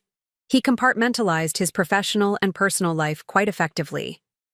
A trait that now appeared less like healthy work-life balance and more like deliberate concealment. The interview concluded shortly thereafter, with Rivera thanking me for my time and indicating he would likely need to speak with me again as the investigation progressed. What do you think? I asked Miranda once we were alone in the conference room. I think the FBI is taking this very seriously, she replied, reviewing her notes. The offshore account and shell company suggest this goes beyond opportunistic information. Selling or expense account padding. There's a level of premeditation and organization here that indicates sophisticated financial fraud. Could I be implicated somehow? The question had been nagging at me since Rivera's careful disclaimer. It's standard procedure for them to investigate all connected parties, Miranda assured me. But based on what we know now, there's no indication. You were involved in or aware of Daniel's activities. Stay transparent, keep cooperating, and continue providing all requested documentation promptly. I nodded, gathering my thoughts. What about the divorce proceedings? How does the criminal investigation impact that process? It complicates things, Miranda admitted. The court might be reluctant to make final property determinations while there's an ongoing federal investigation that could result in asset seizures or restitution orders. On the other hand, the evidence being uncovered strengthens our position regarding Daniel's duplicity and bad faith. And Harrington's emergency hearing request? We'll oppose it vigorously, Miranda stated confidently. The post-nup is clear regarding the house, and Daniel's own conduct, both the infidelity and the potential criminal activities, severely undermines any claim he might make for spousal support. As I returned to my office, I found Jasmine waiting, with a stack of messages and a concerned expression. Daniel's called 6 times in the past hour, she reported, and a reporter from the Boston Business Journal left 2 messages asking for comment on rumors that Daniel Crawford is under federal investigation for corporate espionage. So it had begun, the public dimension of this private nightmare. I shouldn't have been surprised. Boston's business community was too interconnected for something like an FBI investigation at a notable tech company to remain confidential for long. Tell Thomas to activate our media response protocol, I instructed, referring to our PR director.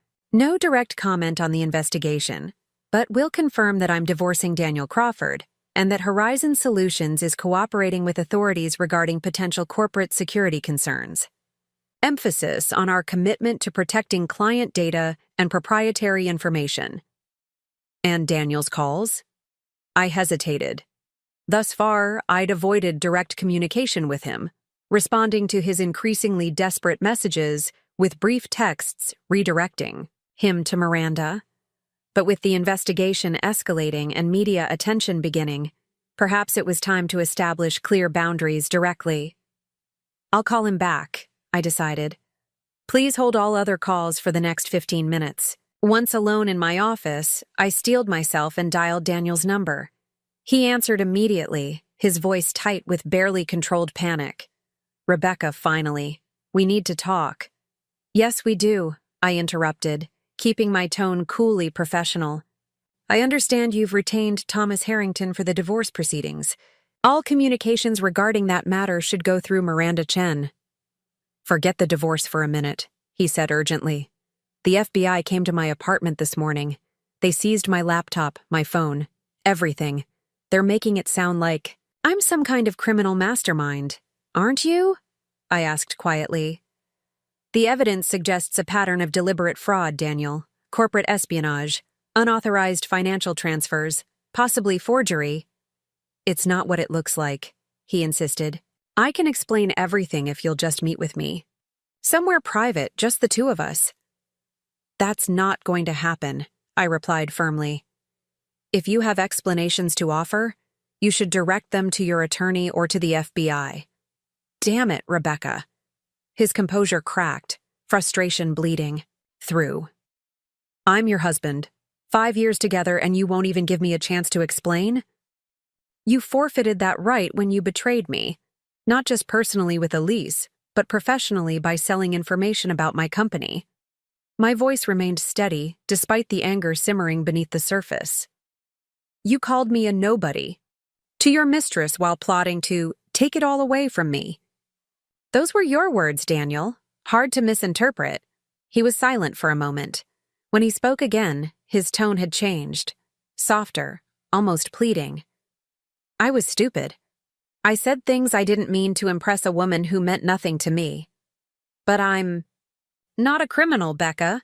I didn't sell company secrets or forge documents. I'm being set up. By whom? I challenged. Martin Reynolds? Nextech's entire accounting department? The FBI? Everyone is conspiring against you simultaneously? You don't understand how corporate politics work, he argued, a hint of condescension creeping into his voice despite his precarious position. I made enemies at Nextech. People who were jealous of my success, my connection to you and Horizon. They're using this divorce situation to push me out and destroy my reputation. It was the same Daniel I'd always known, charming, persuasive, and utterly confident in his ability to reshape reality to suit his narrative. The only difference was that now I could see through the performance to the calculated manipulation beneath. The transfers from our joint account, I said, changing tack. The ones to the account I don't recognize. Where did that money go, Daniel? He hesitated just long enough to confirm my suspicions. That was for a surprise I was planning for our anniversary. An investment opportunity that would have paid off significantly. An investment in Wintercroft Ventures, perhaps? I suggested, taking satisfaction in his sharp intake of breath. Yes, the FBI mentioned your shell company. Quite sentimental, using a combination of our names for your offshore account. Rebecca, please, he said, his voice dropping to a desperate whisper. I need your help. If you stand by me through this, tell the FBI and Nextech that you shared information with me knowingly, as your husband. This all goes away. They can't prove anything without your testimony against me. The audacity of his request, that I perjure myself to protect him after everything he'd done, left me momentarily speechless. Daniel, I finally said, my voice deadly calm. Not only will I not lie for you, I will cooperate fully with every aspect of the investigation. I will provide every email, every text message, every financial record that might be relevant. I will testify under oath about every disparaging comment you made about me, every suspicious action you took, every lie you told. And I will do so not out of vengeance, but because it's the right thing to do. You'll regret this, he said, his tone shifting again, the desperate plea replaced by cold anger. If I go down, I won't go alone. I know things about Horizon, about your business practices, that wouldn't look good under scrutiny. Are you threatening me? I asked, unable to keep the incredulity from my voice. "I'm stating facts," he replied. "We're still married, Rebecca. In the eyes of the law, we're one unit. My problems become your problems. My debts become your debts. Think about what this investigation will do to your precious company's reputation." I had considered it, at length, with my executive team, with Miranda, with Horizon's board. The potential fallout was significant but manageable, particularly given my transparent cooperation with authorities. "I've thought about it," I assured him. "I've weighed the risks of proceeding against the costs of enabling your behavior. There's no contest, Daniel. I'll rebuild Horizon's reputation if necessary. I won't compromise my integrity to protect a man who never deserved my trust in the first place." The silence that followed was heavy with unspoken threats and recriminations. Finally, Daniel spoke again, his voice eerily calm. "You'll hear from Harrington soon. I hope your post-nup is as airtight as you think it is. Goodbye, Rebecca." The call ended, leaving me with a strange mix of emotions: anger at his attempted manipulation, relief at having maintained my boundaries, and a lingering sadness for the death of whatever genuine connection we might once have shared. My phone buzzed almost immediately with a text from Miranda. "Judge denied Harrington's emergency motion. No hearing on house access or temporary support until a regularly scheduled court date next month. Small victory. Small victories would have to sustain me through what promised to be a lengthy and difficult process." As I turned back to my work, I felt fractionally lighter, more centered. The path ahead remained challenging, but with each decision, each boundary established, I was reclaiming pieces of myself from the wreckage of Daniel's deception. 3 months passed in a blur of legal proceedings, FBI interviews, and concentrated efforts to protect Horizon Solutions from the fallout of Daniel's actions. The initial media speculation had given way to substantive reporting as more details of the investigation became public. The Boston Business Journal had run a feature with the uncomfortably direct headline, "Tech Exec's Husband Charged in Corporate Espionage Scheme." Daniel had been formally indicted on multiple federal charges: wire fraud, money laundering, theft of trade secrets, and identity theft related to the forged wire transfer. He'd pleaded not guilty to all counts, maintaining his public stance that he was being framed by corporate rivals. Privately, through Harrington, he'd made increasingly desperate overtures about a potential settlement of our divorce, offers I'd consistently rejected on Miranda's advice. "He's looking for a lifeline," she'd explained after the latest proposal arrived. "His legal fees are mounting, his assets are frozen, and he's facing potential prison time. A favorable divorce settlement might give him funds to bolster his criminal defense." "Not happening," I'd replied, signing the latest counter-proposal that maintained the terms of our post-nuptial agreement. "He made his choices. He can live with the consequences." Today marked a significant milestone, our first court appearance, for the divorce proceedings. Despite Daniel's numerous delaying tactics, the judge had finally scheduled a hearing to address the disputed assets and establish temporary orders while the criminal case continued in federal court. I dressed with particular care, selecting a conservatively elegant navy suit that projected confidence without ostentation. The media interest in the case had not abated. If anything, it had intensified as details of Daniel's alleged crimes became public. Photographers would likely be waiting outside the courthouse. "You ready for this?" Miranda asked, meeting me in the lobby of her office building before we walked the short distance to the courthouse. "Daniel and Harrington will be pulling out all the stops today." "I'm ready," I confirmed, adjusting my portfolio of documents. After everything that's happened, facing Daniel in court seems almost anticlimactic. "Don't underestimate the emotional impact," Miranda cautioned. "Even when you're intellectually prepared, seeing an estranged spouse in a courtroom setting can be jarring." She wasn't wrong. Despite all my preparation, the first sight of Daniel being led into the courtroom by his attorney sent an unexpected jolt through me. He looked markedly different from the polished, confident man I'd married. His expensive suit hung slightly loose on his frame, his once perfect haircut grown out and less precisely styled. Dark circles shadowed his eyes, and the easy charm that had once seemed so natural was replaced by a tense watchfulness. Our eyes met briefly across the courtroom. I expected to see anger or resentment in his gaze, but instead caught something that looked almost like regret before he quickly looked away, leaning to whisper something to Harrington. The proceedings began with formal introductions and a summary of the case status by the judge, a no-nonsense woman in her 60s who had, according to Miranda, a reputation for cutting through delays and obfuscation. Before we address the specific motions before the court, Judge Watkins began, I want to clarify the scope of today's hearing. While I'm aware of the concurrent federal criminal proceedings against Mr. Crawford, those matters will not be determinative in my decisions regarding the equitable division of marital assets. My concern is with the divorce action itself and the enforcement or challenge of the postnuptial agreement signed by both parties. Harrington rose smoothly.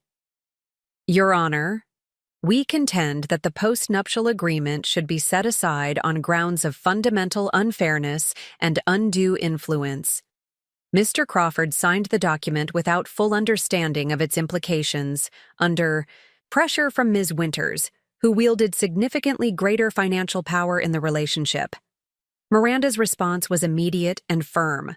Your Honor, the agreement was properly executed with both parties represented by independent counsel.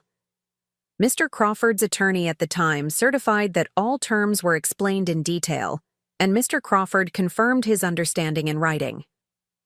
There was no duress or undue influence. For the next hour, the attorneys argued back and forth about the validity of the postnuptial agreement. Harrington painted Daniel as a trusting husband who had signed away his rights under pressure from a domineering, wealthier wife. Miranda methodically dismantled this narrative with documented evidence of Daniel's legal representation during the signing and his subsequent acknowledgments of the agreement's terms. Throughout, I maintained a composed, attentive demeanor, occasionally providing notes to Miranda but otherwise remaining still and focused. Daniel, in contrast, seemed increasingly agitated, frequently whispering to Harrington and once audibly sighing when the judge questioned one of his attorney's assertions.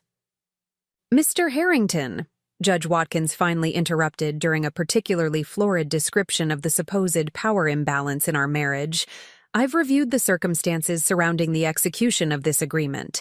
Mr. Crawford was represented by counsel from Patterson and Williams, a reputable firm specializing in family law.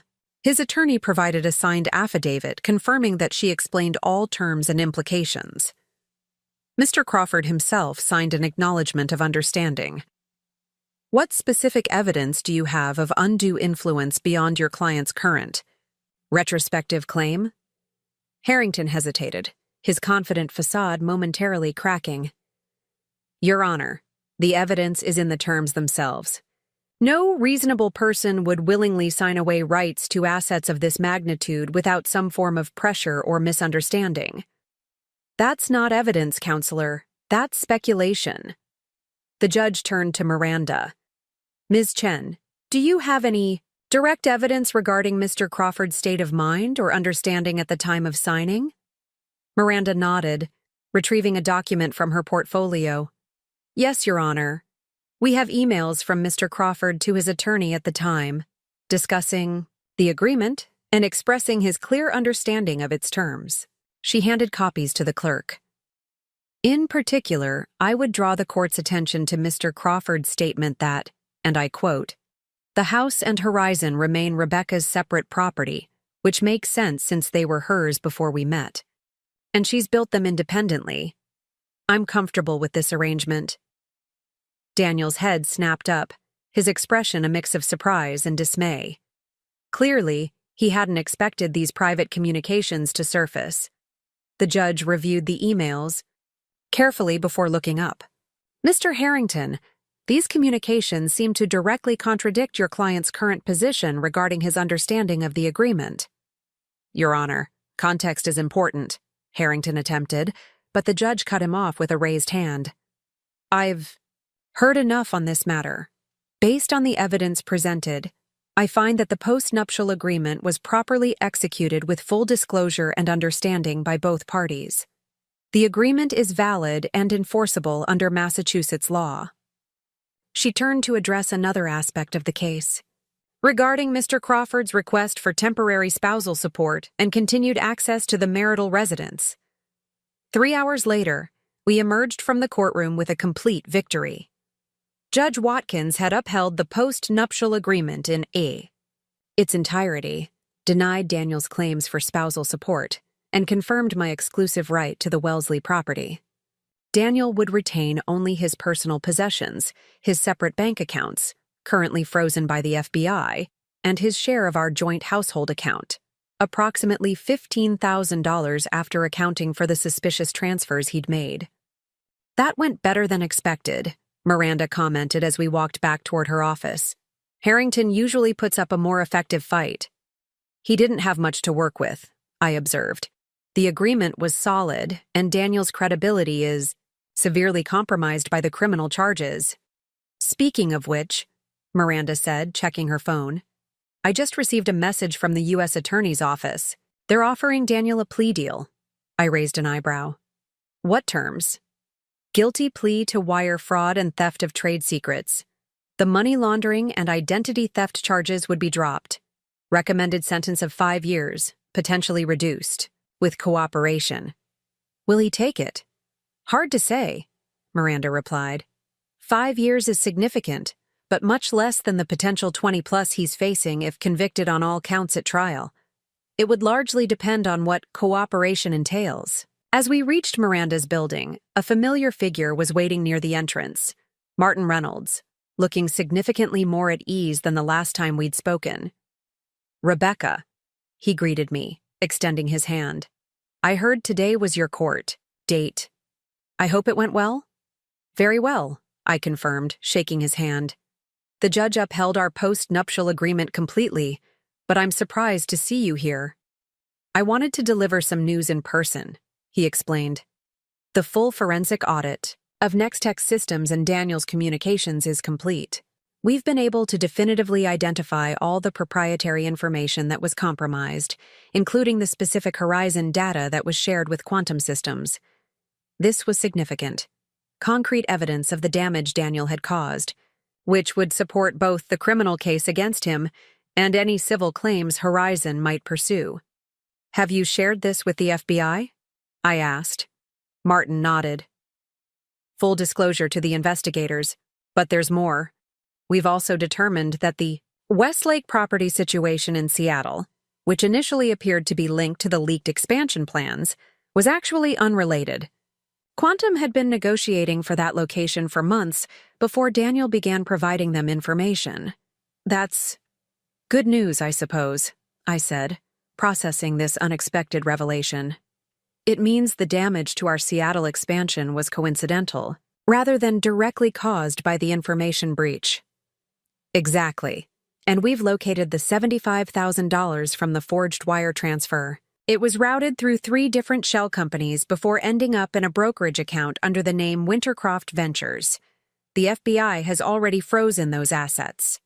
After thanking Martin for the update and promising to stay in touch regarding the ongoing investigation, I parted ways with Miranda and headed to my car. For the first time in months, I felt a sense of closure beginning to form. The divorce proceedings had cleared the first major hurdle. The extent of Daniel's business betrayal was finally fully documented, and the financial trails were being unraveled by authorities.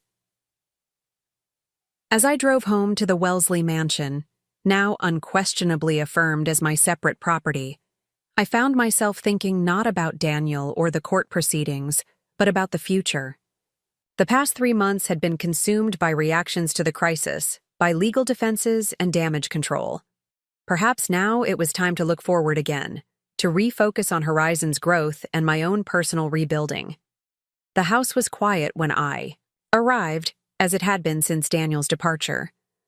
I'd grown accustomed to the solitude, had even come to appreciate it after the chaos that had preceded it. Moving through the rooms that had once been ours, but were now definitively mine, I felt a growing sense of reclamation. In the study, the very room where I'd discovered Daniel with Elise that fateful day, my laptop sat open on the desk, a half-completed proposal for Horizon's restructured Seattle expansion visible on the screen. Next to it lay a brochure for a women's executive leadership conference I'd been invited to keynote, focused on building resilience through professional crises. My phone rang as I was reviewing the speaking invitation.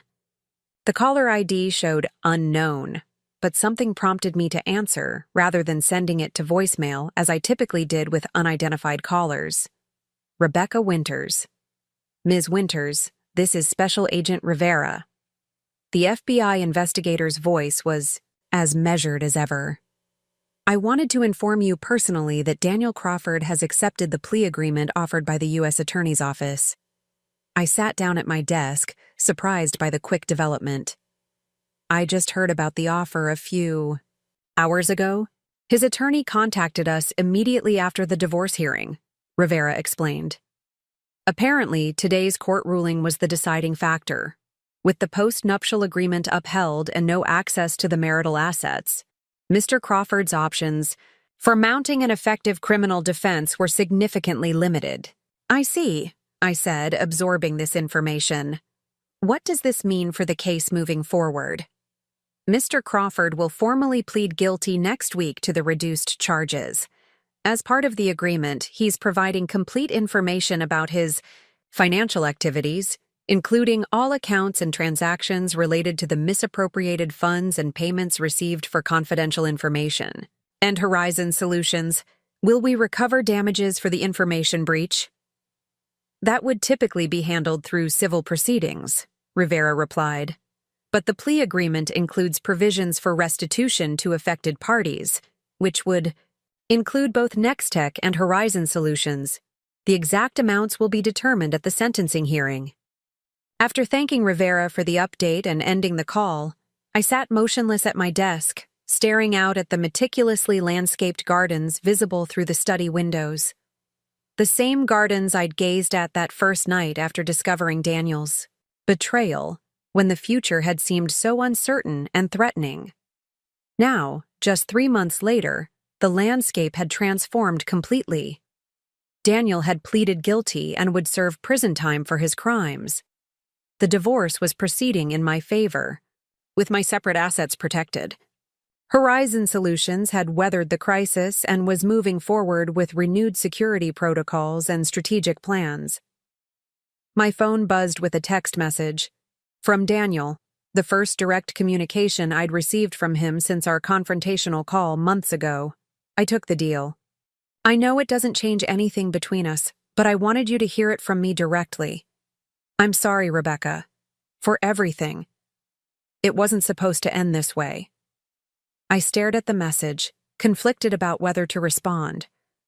There was nothing left to say, really. No explanations that would suffice, no apologies that could repair the damage done. Yet something in his acknowledgement of responsibility, however belated, deserved recognition. After several minutes of consideration, I typed a brief reply. Thank you for letting me know. I hope you find a way to rebuild after this, Daniel. It wasn't forgiveness. That might never come completely. But it was an acknowledgement of our shared humanity, despite everything that had happened. He had called me a nobody in a moment of arrogance and deception. I would not diminish myself by responding with equal cruelty now that the tables had turned. Setting my phone aside, I returned to the leadership conference materials on my desk. The organizers had asked me to speak about resilience in the face of personal and professional crises, a topic I now had intimate, hard-won expertise in. My tentative title, Rebuilding from Betrayal. When personal crisis meets professional challenge, stared back at me from the page. Perhaps this was the silver lining in the dark cloud of the past months. The ability to transform a painful experience into wisdom that might help others facing similar challenges. The mansion Daniel had coveted, the company he had attempted to exploit, the life he had tried to claim credit for, all of these were firmly mine, stronger for having weathered the storm of his betrayal. As night fell over the Wellesley estate, I moved through the rooms, turning on lights, reclaiming each space with my solitary presence. In the master bedroom, I opened the walk-in closet that had once housed Daniel's expensive suits alongside my own clothing.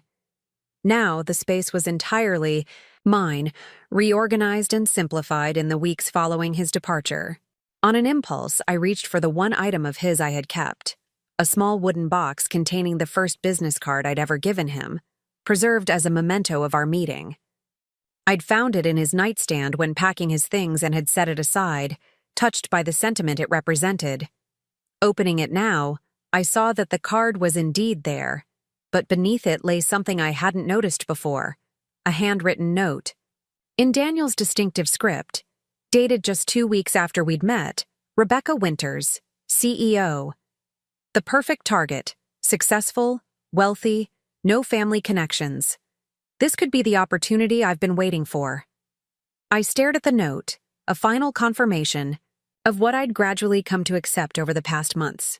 Our entire relationship had been calculated from the very beginning. A long con orchestrated by a man who had seen me not as a partner to build a life with, but as a target to exploit. The revelation should have devastated me, but instead, I felt an odd sense of closure. The last lingering question, whether any part of our relationship had been genuine, was finally answered definitively. I returned the box to the closet shelf, no longer a memento, but evidence of a painful lesson learned. Then I moved to the window overlooking the property that was indisputably mine, the home I had earned through years of hard work and strategic vision, the tangible manifestation of a success story Daniel had tried to co-opt, but could never truly claim. He had called me a nobody to impress his mistress, unaware that his lawyer would eventually expose the truth about who really owned the mansion we had shared. But the revelation of property ownership was merely a surface-level truth. The deeper reality, that I owned not just a house but my identity, my accomplishments and my future, was the true victory I carried forward from the wreckage of our marriage. Standing alone in the house that symbolized everything I had built and everything Daniel had coveted, I finally felt the weight of the past months begin to lift. Tomorrow would bring new challenges at Horizon Solutions, new hearings and proceedings in the ongoing legal aftermath, new opportunities to rebuild and strengthen what had been temporarily shaken. But tonight, in the quiet solitude of a home that was fully mine, I allowed myself to acknowledge a simple, powerful truth. I wasn't just somebody. I was Rebecca Winters, a woman who had built an empire with her own hands, survived betrayal with her dignity intact, and emerged stronger for. Having faced the storm, the mansion wasn't just mine on paper. It was mine in the deepest sense possible, earned through my labor, protected by my foresight, and now reclaimed through my resilience. No one could ever take that away from me again. Looking for more? We've got 2 amazing stories ready for you right on screen. If this one touched you, these are absolutely worth your time. Click to watch them now. And hey, subscribe and hit that bell to never miss our latest uploads.